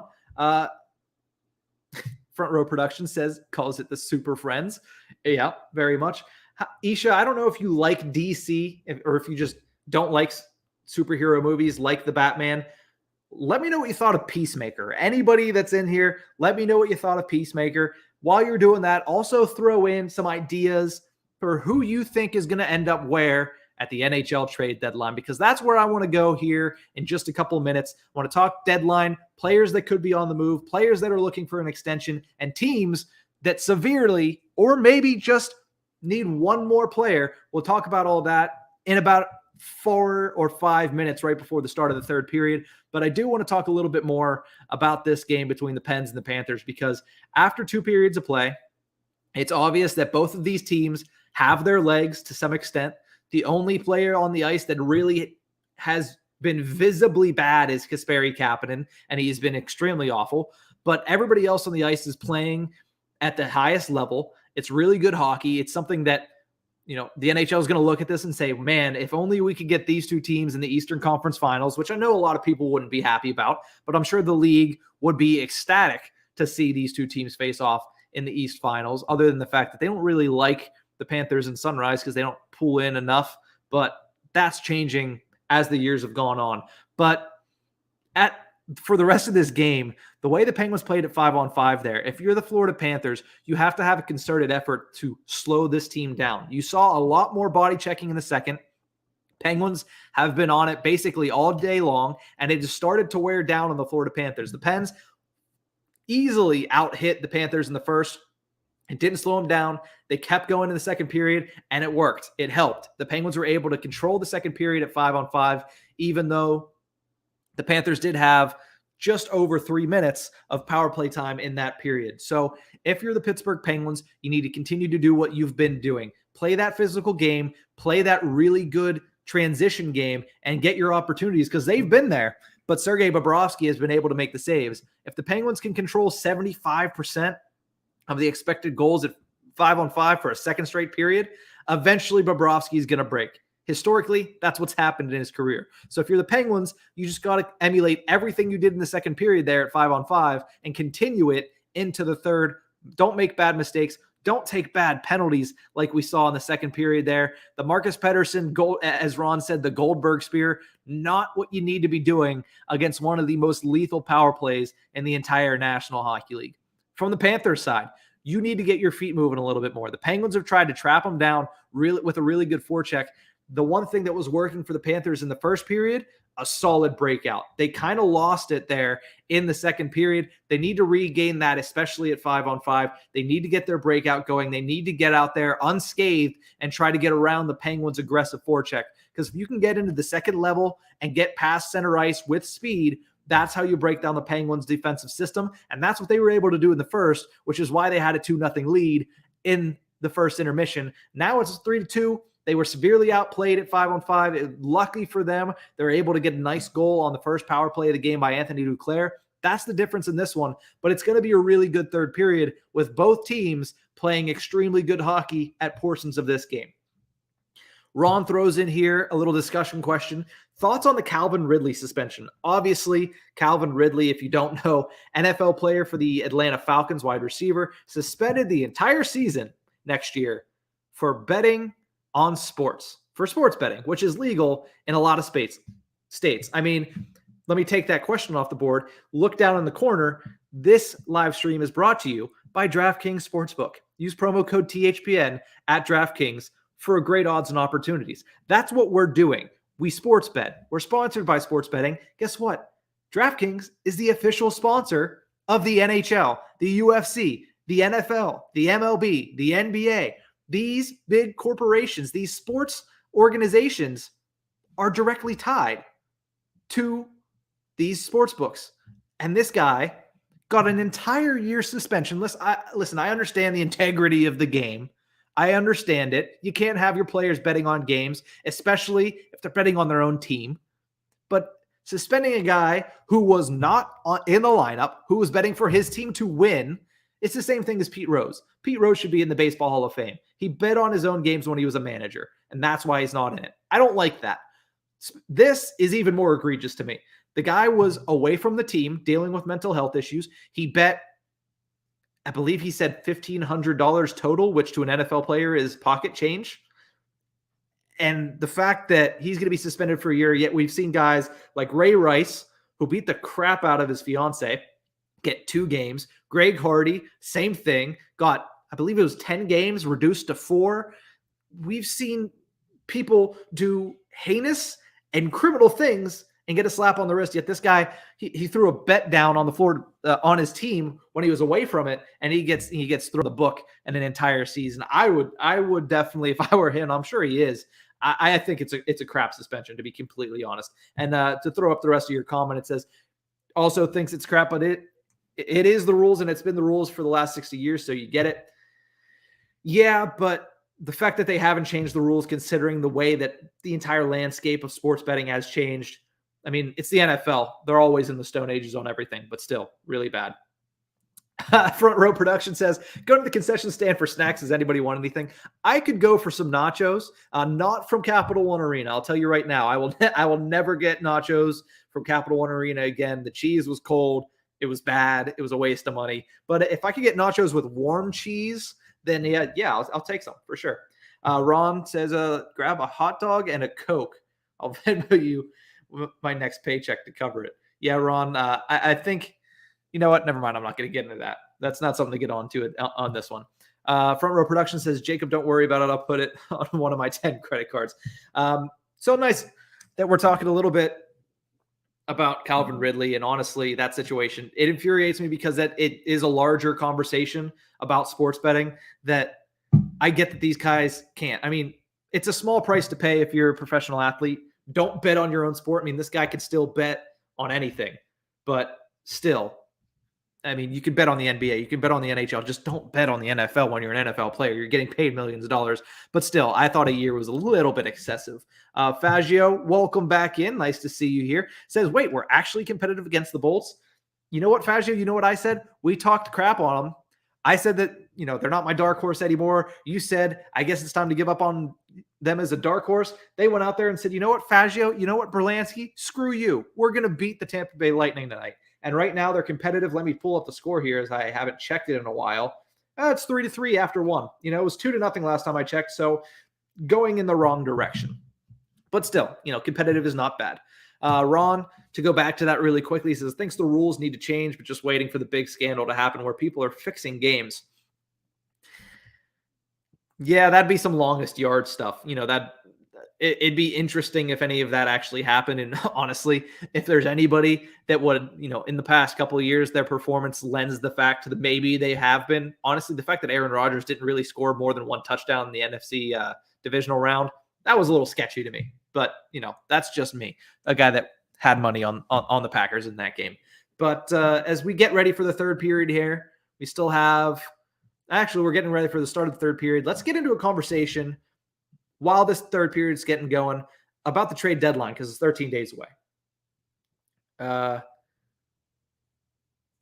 With the trade deadline, there hasn't been anything. As I have to turn down the volume on my on my laptop here. But there hasn't been really any rumors unless you're a Vancouver Canucks fan. And that's, of course, we already talked about that with Besser, with Miller, with Garland. But you look at the Dallas Stars, they're in the playoffs. There was thoughts that they might be going away from having a guy like John Klingberg. He might be traded. But if they're in the playoff race, why would you trade away a guy that good? I understand that he's going to walk at the end of the year, and you might want to get something for him now. And I also understand that the Dallas Stars are not quite in a situation to be able to just go out there and, they're not Stanley Cup favorites in the West by a long shot. And you might want to finally get something for Klingberg.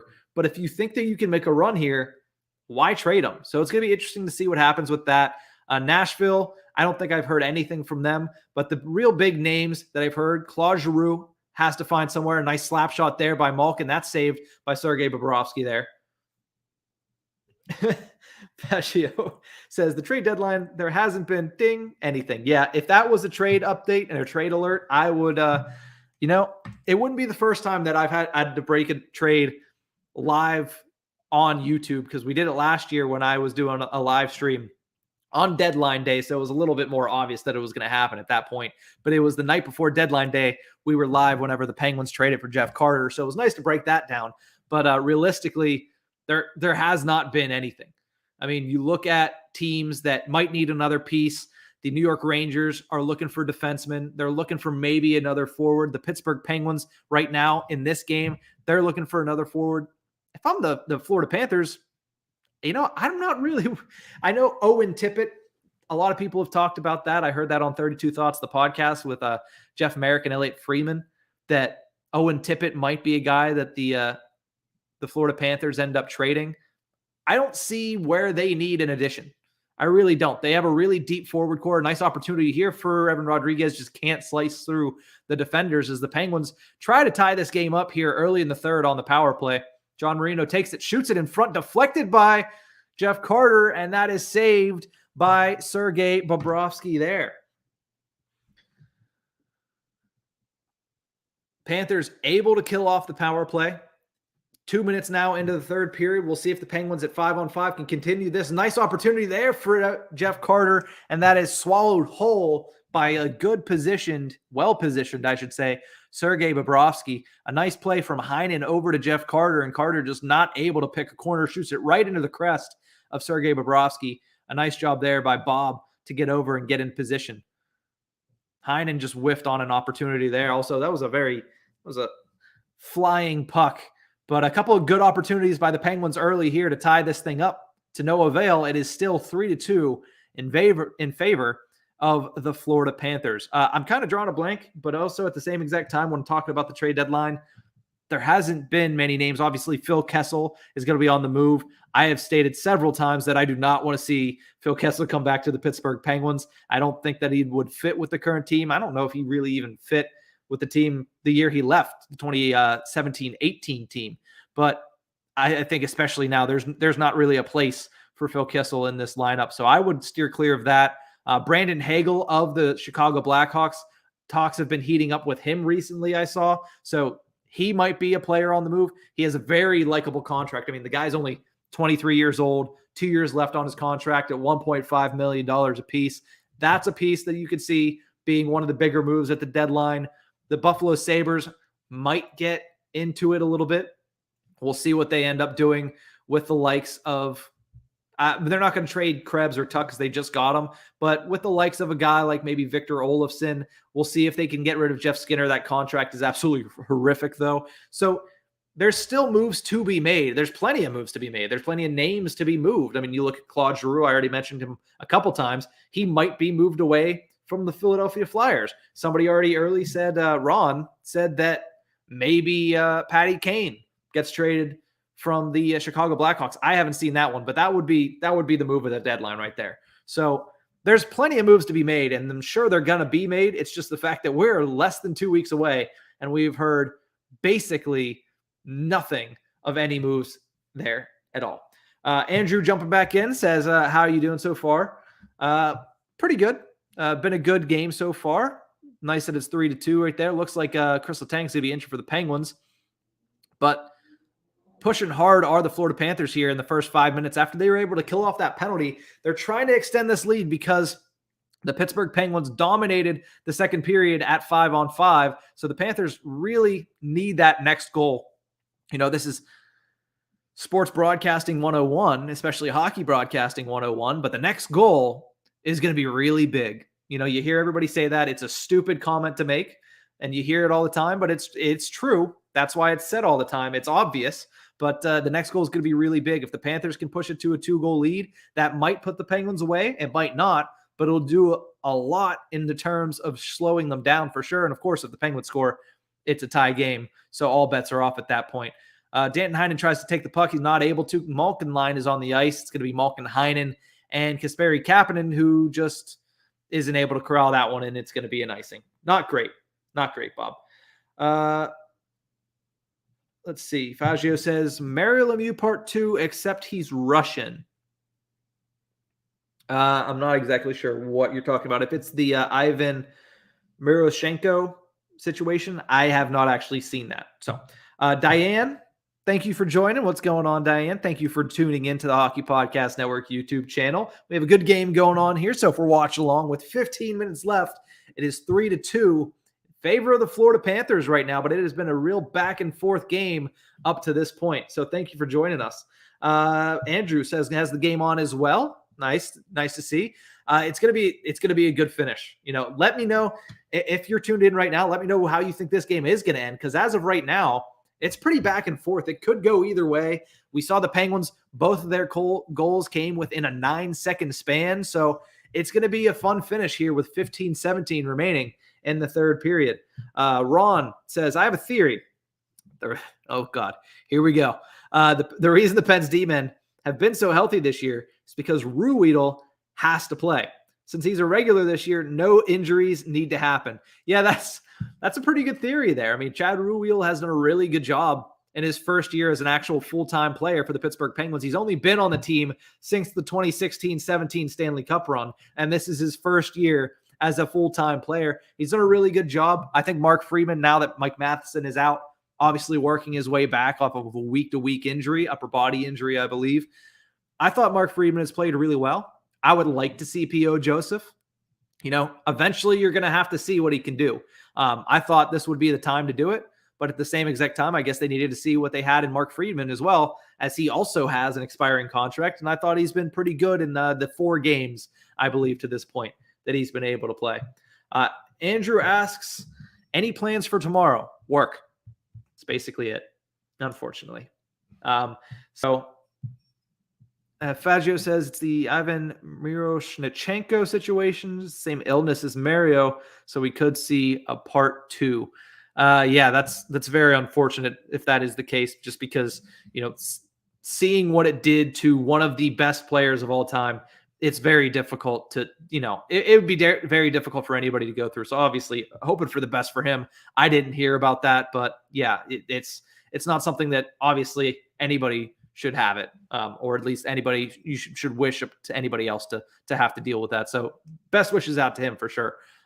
As this one, might start to get a little scrappy here. It's been pretty tame thus far between two teams that might face off in the playoffs. Again, it's a very much of a long shot. Both teams would have to go on a little bit of a run, but still could be a playoff matchup. Haven't seen tempers flare too much. There's been a lot of body checking, a lot of physical play, but realistically, not a lot of extracurriculars. The Penguins have had a lot of that in their recent games. The refs have had to get involved a lot in their last couple of games, but in this one, it's been pretty clean, been pretty friendly between the Florida Panthers and the Pittsburgh Penguins thus far.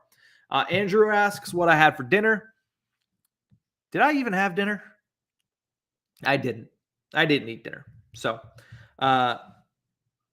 where is City Life tonight? He was actually just on here. I don't know where he went. He was on here in the second intermission. Maybe he'll jump back on, but he was definitely on here, Andrew. You just missed him then. No, and I don't have plans for tomorrow. I know you asked that again, but no, I just got to work midweek, have some of that, a little bit of podcast editing and stuff like that. So that's going to take up the majority of my time tomorrow for sure.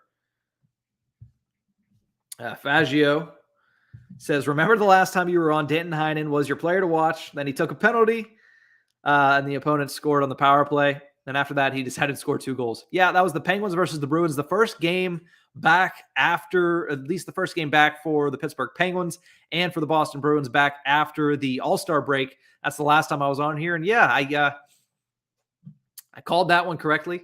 Haven't really been able to call anything correctly tonight, unfortunately.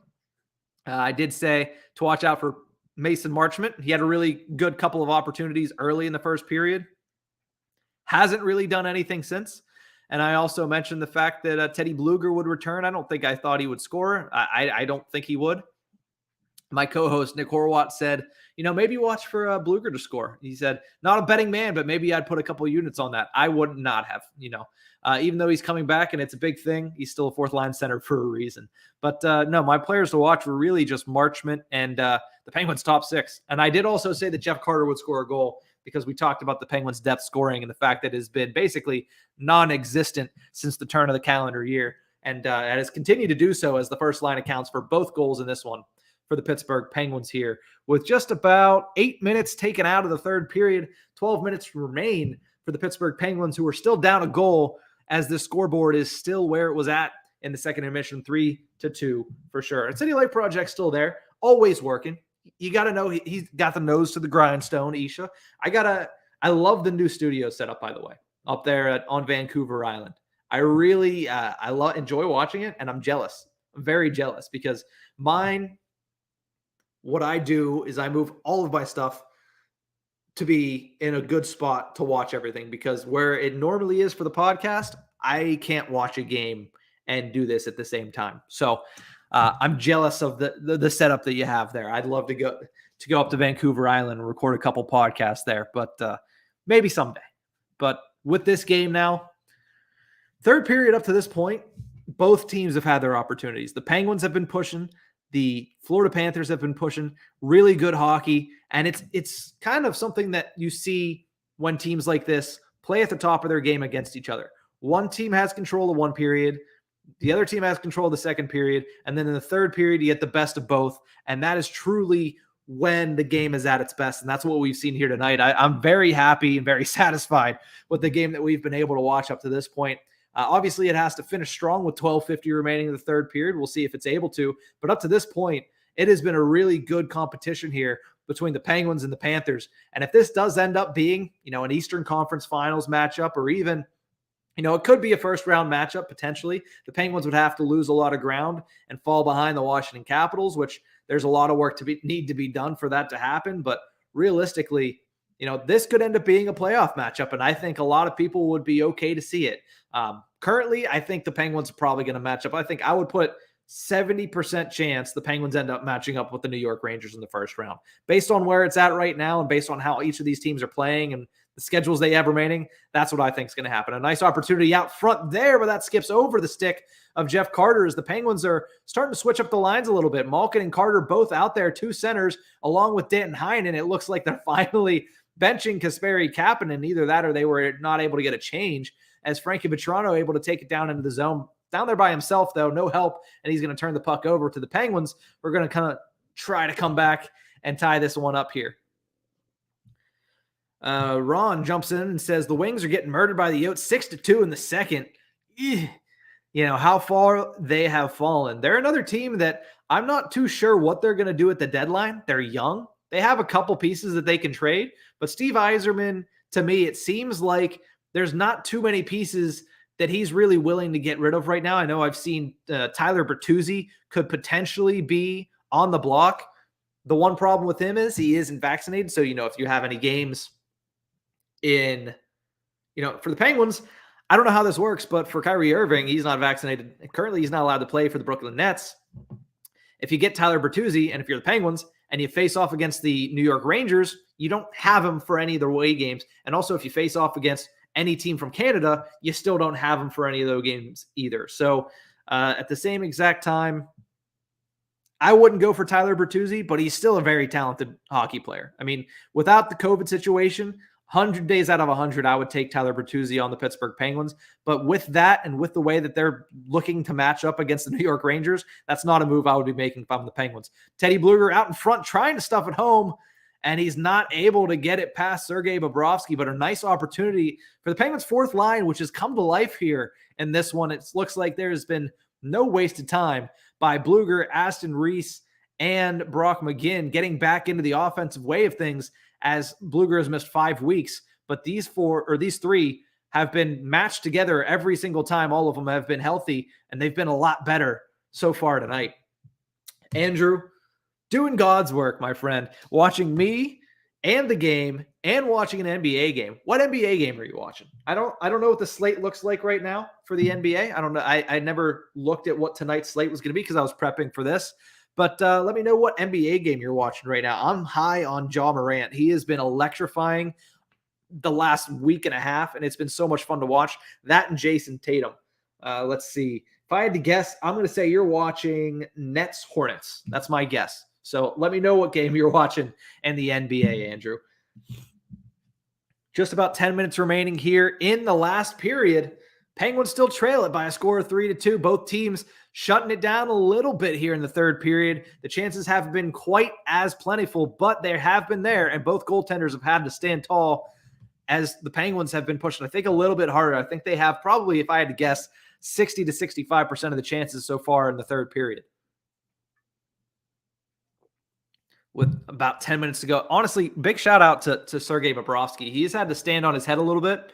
If you're the Pittsburgh Penguins right now, you can't be too upset with the way that you've played in this game. You have to be a little upset that you haven't been able to finish on Sergei Bobrovsky. They've had a couple of really good opportunities, but you have to get the finish. You have to get the corners, which is what they haven't been able to do. A lot of pucks going right into the chest protector of Sergei Bobrovsky, especially in this third period.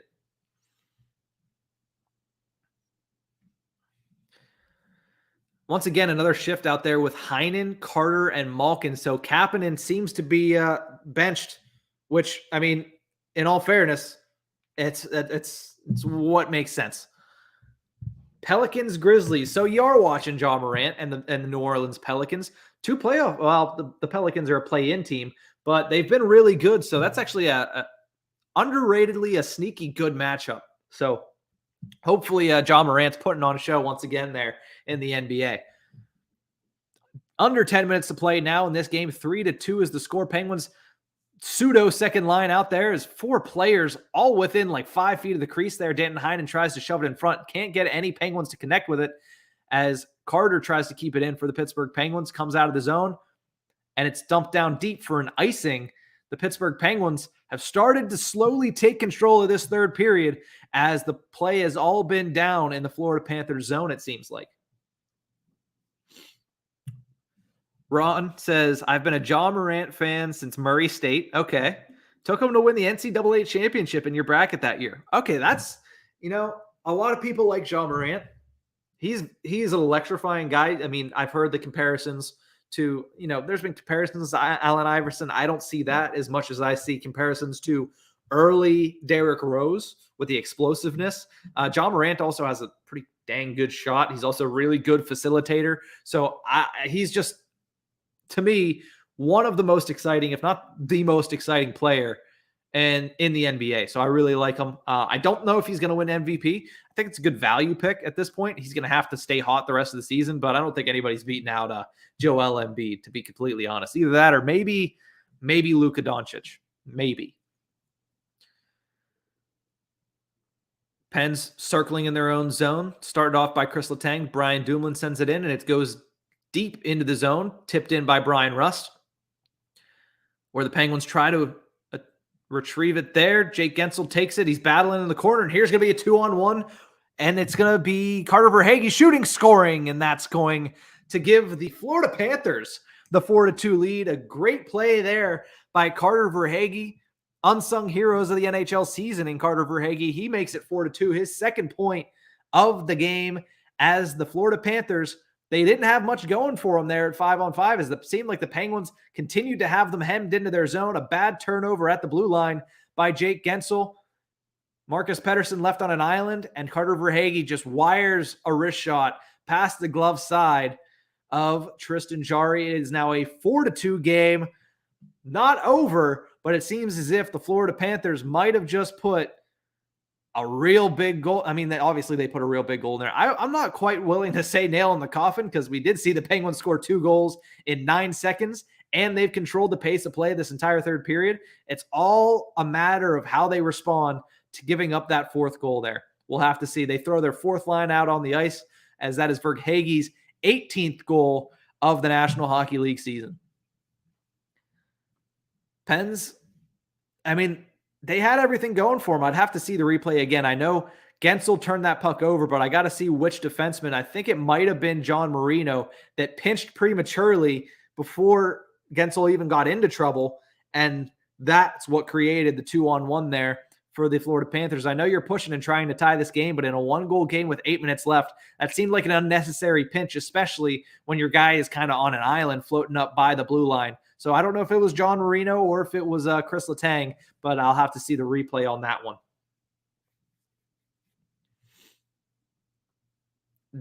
Dylan Kaiser says, "Come back, baby. Here we go." We'll have to see I mean, the Penguins, like I said, 2 goals in 9 seconds. They have that propensity to be able to score goals in bunches. And obviously right now they're trying to get something going, as they have. I haven't even seen the third line out there. I haven't seen Evan Rodriguez. I haven't seen Dominic Simone out there. Obviously they've benched Mark Friedman. So their bench is really short. They're rolling 3 lines as they're going with their 1st, 2nd, and 4th line right now. Rodriguez, Simone, and Kapanen all warming the bench right now for the Pittsburgh Penguins.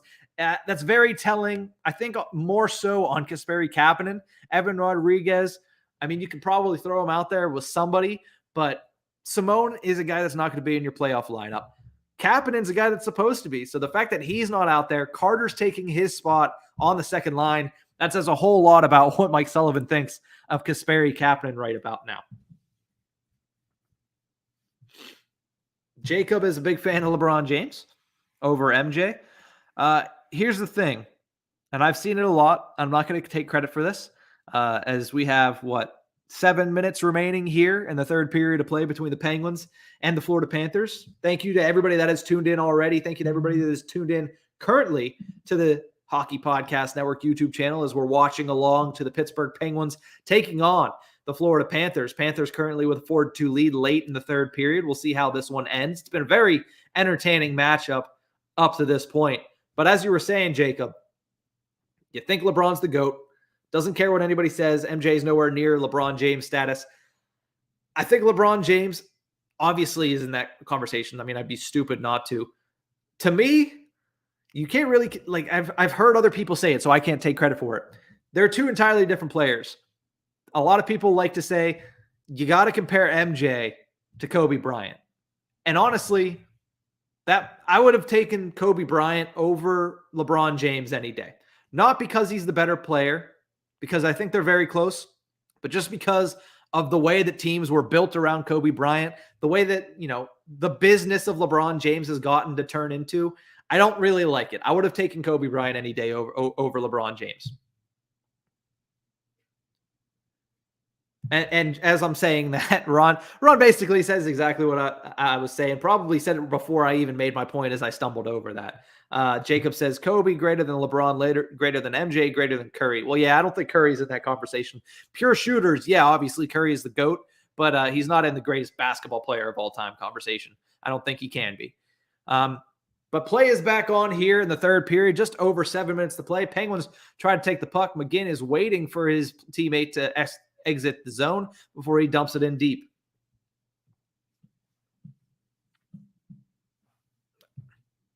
That's the first time I've seen that, so I think that's I don't know if that's what a tip is on this, but thank you if that's what it is, Dylan. Nice to get a tip. I didn't know that could actually happen, but thanks, Dylan, for throwing that in there. I appreciate that, buddy. 6:45 left here in the third period. I really did not know that that's actually something that could happen on there. So I was very surprised when something blue came up on my screen. I thought I did something wrong. I thought I broke the Hockey Podcast Network YouTube channel, which would have been a catastrophe. But buy myself a coffee. What do I seem like I'm lackadaisical? But I do appreciate that. I don't drink coffee, actually. Weird enough, I don't. But thank you. Anyway, I'll use that to go buy a pop or a soda. City Life Project says MJ. Got a lot of MJ fans here. Honestly, listen, I'm a big Kobe fan, so I would go Kobe over both of them. But LeBron versus MJ, I'm also going MJ. So it's, I'm not huge into the LeBron James. Penn's trying to pull this one back within one here before they try to tie it up. But realistically, the fact that the only line that has scored for them has been the first line just tells you all you need to know about the last 6.5 minutes of this game. If the first line's going to score 2 more goals, it's going to be just one of the star-studded performances for them of the entire season. The Penguins have already shortened their bench. They're only using 9 forwards currently, it seems like. It's going to be tough for them to come back, especially with Sergei Bobrovsky playing as well as he has. Ish is going to jump on me here, says, Marvel and don't drink coffee. How are we friends? Because we both love the UFC. I'll answer it that way. And also says, dude, Bird is better than Kobe and LeBron combined, and then it's MJ. Okay. I mean, listen, I'm not going to say that I'm not going to steadfastly hold on my beliefs on basketball because I have not always, been into basketball. This is the first year I'm really diving into the entire association. Looks like the Penguins are going to get a power play here, though. So that might go a long way in trying to come back in this one. That's a huge help for the Pittsburgh Penguins, especially considering how hot their power play has been as of late, as they're still in the delayed penalty here, taken in by Heinen, looking to get something going here, but the Florida Panthers get control of the puck, and with 5:43 to play, Mason Marshman, one of my players to watch, we're going to be watching him go right into the penalty box as the Penguins get the man advantage here late in the third period. He's going to get called for slashing on Sidney Crosby there. A little bit of a weak call. You can tell the referee's probably trying to get this game to be a little bit closer contested, in my opinion. I don't think I would have called that, especially, if that would have happened the other way around, I don't think the Penguins would have gotten called on it simply because they're down 2 goals. So that's purely a situational penalty call there, in my opinion, by the Stripes. Let's see. Ron says, rip Kobe, obviously. I mean, that was over 2 years ago at this point. That's crazy. Feels like it's been like 5 years considering, how slow everything's gone with COVID. Dylan says, I really don't, Jacob, but I know MJ's the GOAT. Jacob, yeah, that's going to set Jacob off. We've already seen a couple of times where the comment section has just gone on a tangent. First, it was Marvel versus DC. Now it's MJ versus Kobe. I'm loving it. I'm loving everything I'm seeing in the comment section. So thank you to everybody that has already tuned in, everybody that has commented. If you haven't already, make sure you subscribe to the Hockey Podcast Network YouTube channel, as this game between the Florida Panthers and the Pittsburgh Penguins are in, I believe, either the final or the semi, or the second to the final commercial break before we head all the way home here at the end of this one. Penguins trail by a score of 4-2 to the Florida Panthers. But if you haven't already, make sure you subscribe to the channel. We have watch-alongs like this every single night of the NHL season, not to mention that, but every Monday, 5 o'clock Eastern time, Terry Ryan, former first-round pick of the Montreal Canadiens, live Q&A every week, all here squarely on the Hockey Podcast Network and only on the Hockey Podcast Network. RJ jumping back in. What's going on, RJ? Thanks for jumping back in. Says Golden Knights 1, Flyers 2 in the third period. Not a good sign for the Vegas Golden Knights team that is starting to fall in the standings in the West. Things are getting real interesting over there. But we are back here in the third period for the Pittsburgh Penguins and the Florida Panthers. 5.5 to go as the Penguins head to the power play, the third power play of the evening for them. Haven't been able to take advantage quite yet. That one is shot out and sent back into the Penguin zone. That's such a crazy stat put up there by AT&T Sportsnet.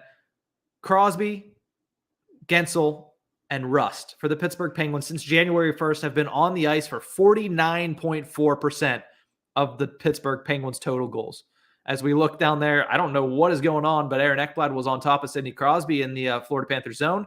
They part ways, nothing called there, and play goes on here with just over a minute remaining on the power play for the Pittsburgh Penguins. Nothing doing, and that one is going to be shot off of a Panthers skate and back out into the Penguins zone. Power play is just not taking advantage tonight. That might end up being the story of the game, as that's turned over to Sasha Barkov. He takes it into the zone. Second penalty kill opportunity for the Panthers in this game. Barkov takes it in, looking to 55. He shoots it on. Nice save made by Tristan Jarry. I should really find out if that's Nola Chari or not. I don't think it is. I thought Achari went somewhere else, but maybe it is him. RJ keeping us up to date on all the scores across the National Hockey League. Wow. Colorado Avalanche trailing the Devils 4-3. That's pretty interesting. That comeback there. 3-3 Kraken and Maple Leafs.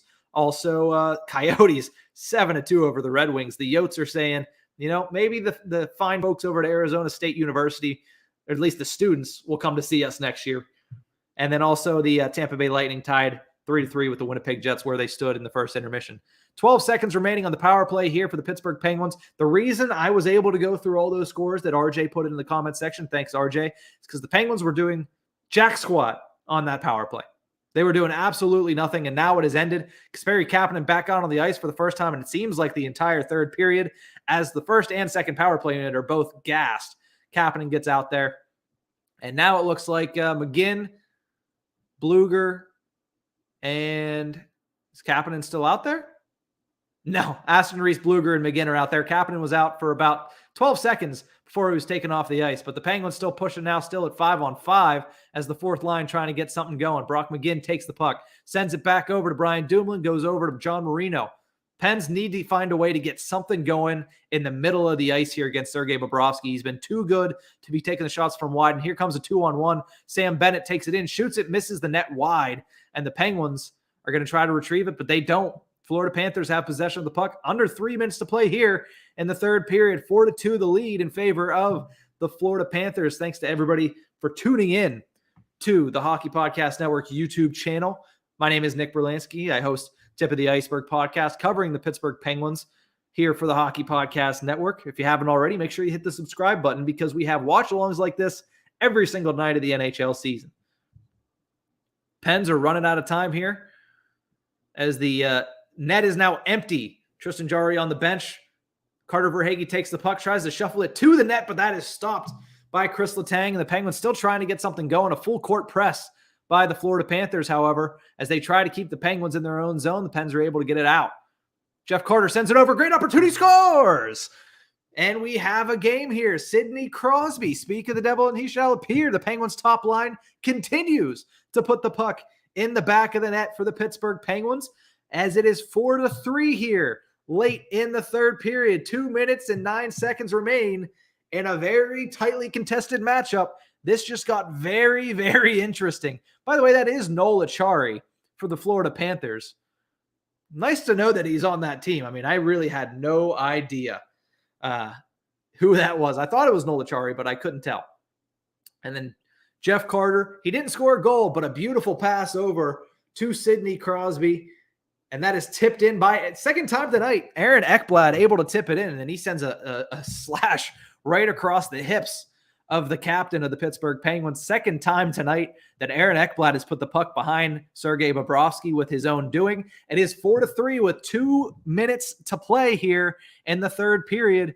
And there's an icing by the Florida Panthers. So it is going to get real interesting here to end this game. It's been great all night, and fitting that it's going to finish with a beautiful, beautiful tip by Aaron Ekblad. Second time today that he has tipped it in.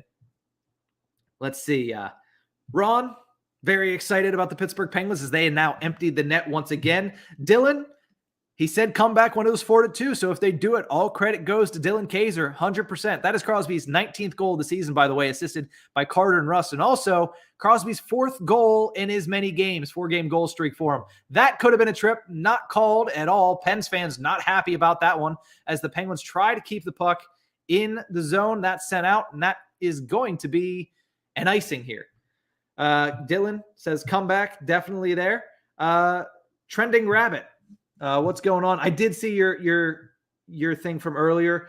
To apply to work for the network, just I would I don't know if the DMs are open for the Hockey Podcast Network on Twitter, but if they are, definitely DM them. They would be able to have a conversation with you. That'd be Dylan or Isha for sure. So other than that, I don't know if there's any actual application process, but definitely shoot them a direct message if you want to start the conversation. They'll be able to get you at least get a conversation started for sure, because they're really good about that, obviously. With let me see, what, under a minute to play now? Is that how much time's left? I know it says third period, the 19th minute there. Penguins and the Panthers, but I think there's 50 some seconds left. I don't remember exactly. They're showing a replay of all the goals here for the Pittsburgh Penguins. Stupid penalties. The Pettersson penalty that was taken in the second period. And also just that bad pinch is going to come back to haunt them. They got a little too aggressive early in the third period. It's 4-3. There's a minute 46 remaining. I don't know what's going on Flash Score. I might be a little behind. But we shall see what happens here. Last minute 45. Penguins have the empty net. They try to keep the puck in the zone. A nice job by, looks like somebody for them, taking it out of the zone. Letang able to keep it out of the net somehow. Patrick Hornfist trying to get down and sting his former team here, but the Pittsburgh Penguins are able to get possession of the puck, and Crosby sends that down. That's going to be an icing. A bad play by Sidney Crosby. Not often do you say that. Tries to shuffle it in on net, but just goes wide of Sergei Bobrovsky. Not able to get it on net, and now they're going to have to put Tristan Jarry back in. Huberdeau had an opportunity there. Letang, okay, he tried to get it off of the stick of Jonathan Huberdeau. He basically threw his stick at Jonathan Huberdeau. No call on the ice. I feel like the Penguins have gotten away with a little bit here at the end of this game, just in the nature of trying to make this a good game by the Stripes, as the power play that they were able to get on about 4 minutes ago was also off of kind of a weak slashing call. But nonetheless, we have a minute 22 and the puck is down. We're continuing play here as the Penguins are pushing hard, trying to tie this game. Carter with the puck sends it down to Sidney Crosby. A lot of play down low as the net is empty once again. Chris Letang has it up top.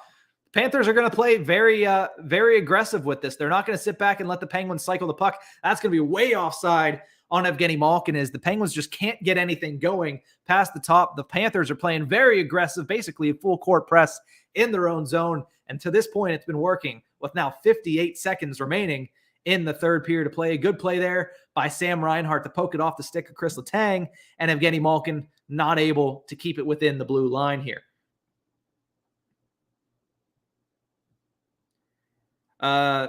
Yep, just what like Dylan said, at HockeyPodNet on Twitter is who you should be messaging. And I had also concur with the Isha there. It's been a really good game up to this point. Two of the top teams in the Eastern Conference going at it. And it is a 4-3 game right now, 50 seconds remaining. A nice opportunity there for Gensel, just not able to control the puck. Letang tries to keep it in. He shuffles it in. That's sent up by Ekblad. Malkin able to get back to it, almost turns it over. Patrick Hornfist blows a tire, and this could be an opportunity here for the Penguins. Sidney Crosby takes it up the ice, gives it to Letang. Letang into the zone, looking. Nobody in front of the net, sends it out there. Gensel can't get it on, and it's going to be taken out now by Jonathan Huberdeau. An opportunity here to shuffle it towards the opening net. He sends it down and just decides to kill time instead. 19 seconds remaining here in the third period of play. 4-3 is the score. Penguins get it into the Panther zone. Uyghur tries to send it up. The puck is up and out of the zone, and that could be icing. It's not going to go the whole way down. Maybe one last chance for the Penguins. 5 seconds remaining. They send it down. That's going to be an icing with 0.9 seconds to go, and that is going to do it for this one. It's all over but the crying. The Pittsburgh Penguins are going to fall to the Florida Panthers on home ice by a score of 4-3. What a final. What a final. I mean, what a game. Sidney Crosby, a goal and an assist, gets player of the game. I don't see how that's possible because, player of the game on the Penguin side of things. If I had the Panthers up, I don't know what I'm trying to say. Their feet up, I'm sure it would be somebody else, like a guy like Sam Reinhart, who had a goal. But there's the face-off. There's the final. Penguins fall to the Florida Panthers by a total score of 4-3. The Soda Pod says, come on. So close, but yet not able to get it done. Really good game from Sergei Bobrovsky for sure. I thought he probably the best player on the ice tonight, to be completely honest. The Penguins were able to throw everything at him but the kitchen sink in the second period as well as the third period. Sergei Bobrovsky just up for the challenge there, especially late in the game when the Penguins were pushing hard. But let's go down through the stats. Then we'll go through the goals, and then we'll kind of wrap this one up. Thank you to everybody that has tuned in so far. We're going to have a quick post game, and then we're going to say goodbye for tonight. But thank you to everybody that has tuned in to the Hockey Podcast Network YouTube channel. I appreciate you tuning in. I'd appreciate it even more if you dropped a like and dropped a subscribe if you haven't already, because we have watch-alongs like this every single night of the NHL season. And as I've pushed throughout the entire show, there is also live Q&A with former first-round pick Terry Ryan every Monday at 5. Make sure you tune in for one of those. Ask Terry a question and just get ready for the stories to fly because it's absolutely phenomenal. But final score, 4-3 in favor of the Panthers. Shots on goal, Penguins 35-29. Played a pretty good game in the second and third periods here. Block shots, 15-11 in favor of the Penguins. Penalties, 3 for the Florida Panthers, 2 for the Pittsburgh Penguins. But the only power play to take advantage is the Florida Panthers. They were able to go 1 for 2 on the power play, whereas the Penguins go 0 for 3. Hits 34-22 in favor of the Pens. Faceoffs 37-27 also in favor of the Pittsburgh Penguins. Let's go down through the scores, talk about the game a little bit, and then we will say goodnight for this one as we look back. In the first period, Sam Reinhart opened the scoring off of a nice solo play that he made, able to strut down the entire ice, gets the redirection, swats it out of midair. There was a thought that it might be a high sticking, but it definitely was not. They ended up calling that a good goal. His 19th of the season makes it 1-0. Couple minutes later, Aaron Ekblad bombs one from the point. Tristan Jarry's screen can't see it. 2-0 in favor of the Panthers after one period of play. In the second period, the Penguins came out to play in that one. Brian Russ, 19th goal of the season, made it 2-1 3 minutes in. Just 9 seconds later, Jake Gensel ties the game up at 2. And at that point, that was the last time the Penguins had the game tied, as 7 minutes into the second period, Anthony Duclair scores the lone power play goal of this game, his 23rd of the season, giving the Florida Panthers the lead. Go to the third period. 4-2 became when Carter Verhaeghe scored. I'm all over the place right now. But Sidney Crosby with 17:51 into the third period made it 4-3, and that is where the game ended. Total score 4-3 in favor of the Florida Panthers. When you watch this game, obviously it was a tremendous game. A good score prediction by Ron. He predicted the Penguins to come out on top. Didn't quite happen, but you did have a good prediction on the score. Your over/under would have been great. Andrew says, wow, what a game that was. I do concur. It was a great game. But when you look at this game, if you're the Pittsburgh Penguins, obviously you would have liked to get the win. Obviously, you hate coming out of this without any points in the standings, especially in the dogfight of the Metropolitan Division. But other than the first period, the Penguins took it to the Florida Panthers. They really did. I mean, the Panthers were lucked out because Sergei Bobrovsky was on his game the entire time. He's actually going to be my first star of the day. I thought even though it was a high-scoring game, 4-3 game, Sergei Bobrovsky is 100% to me the reason that the Florida Panthers came out and won this game. But if you're the Penguins, you know what you take away from it? The fact that you went out there against one of the top teams in the National Hockey League, and they shut them down for the second and third period. If you're the Panthers, you see what you did in the first period. You see how well you played, how well you were able to play. A good power play, great penalty killing from the Florida Panthers, and they got the 2 points on the road. That's the biggest thing for them. So great night for the Florida Panthers, great night for the Pittsburgh Penguins, but somebody has to win these games, and this one went to the Florida Panthers. So my 3 stars of the game, I already told you my first star, Sergei Bobrovsky, played lights out for the Florida Panthers, made 32 saves on 35 shots, and a lot of them were grade A quality chances by the top line, second line, even the fourth line for the Pittsburgh Penguins. Second star of the evening is going to go to, I believe it was Aaron Ekblad that I wanted to give it to because he had a goal. Well, I mean, he had 3 goals. He had a hat trick if you include the 2 that he deflected into his own net. But second star of the game goes to, Carter Verhaeghe for having a goal. And obviously that was the game-winning goal, but he also tallied an assist earlier in the game. And my third star is Sidney Crosby. That top line was all over it all night long for the Pittsburgh Penguins. He was able to notch a goal and assist, extend his goal streak to 4 games in a row, extend his point streak to, I believe, 8 games in a row now. Listen, somebody had to lose the game. Thank you to everybody for joining me. It was so much fun to watch, so much fun to converse with everybody. I have to not wait an entire month before I do another one because there's more and more people that are following this network every time I come on here, and it's honestly great to see the growth. Great to talk to everybody. Who and what is the next stream? I don't know the schedule. I can actually pull it up really quickly. That way, Andrew. I do have it actually right here. Budget. Pull it up, and that'll be the last thing I do. So if you're holding on for more content, the last thing I'm going to do is look up the YouTube schedule and see who's coming on tomorrow. Tomorrow is the 9th. And honestly, let's see, 3-9. This is awful radio right now. I believe. Yes, tomorrow will be a stream of the Washington Capitals taking on the Edmonton Oilers. And your host for tomorrow, he was here yesterday. He'll be here tomorrow. Like I said, he had tonight off. It's going to be Neil Villapiano. So tune in tomorrow. Capitals versus Oilers with Neil Villapiano live on the Hockey Podcast Network YouTube channel. Thanks, Isha. I appreciate that. Thank you to everybody that has tuned in. Again, one last time, I'm Nick Berlansky, host of the Tip of the Ice-Burgh podcast. Check me out at Ice-Burgh Podcast and at Nick_Berlansky. But that is going to do it for this one. Great game. Panthers 4, Penguins 3. That'll do it. See you guys next time.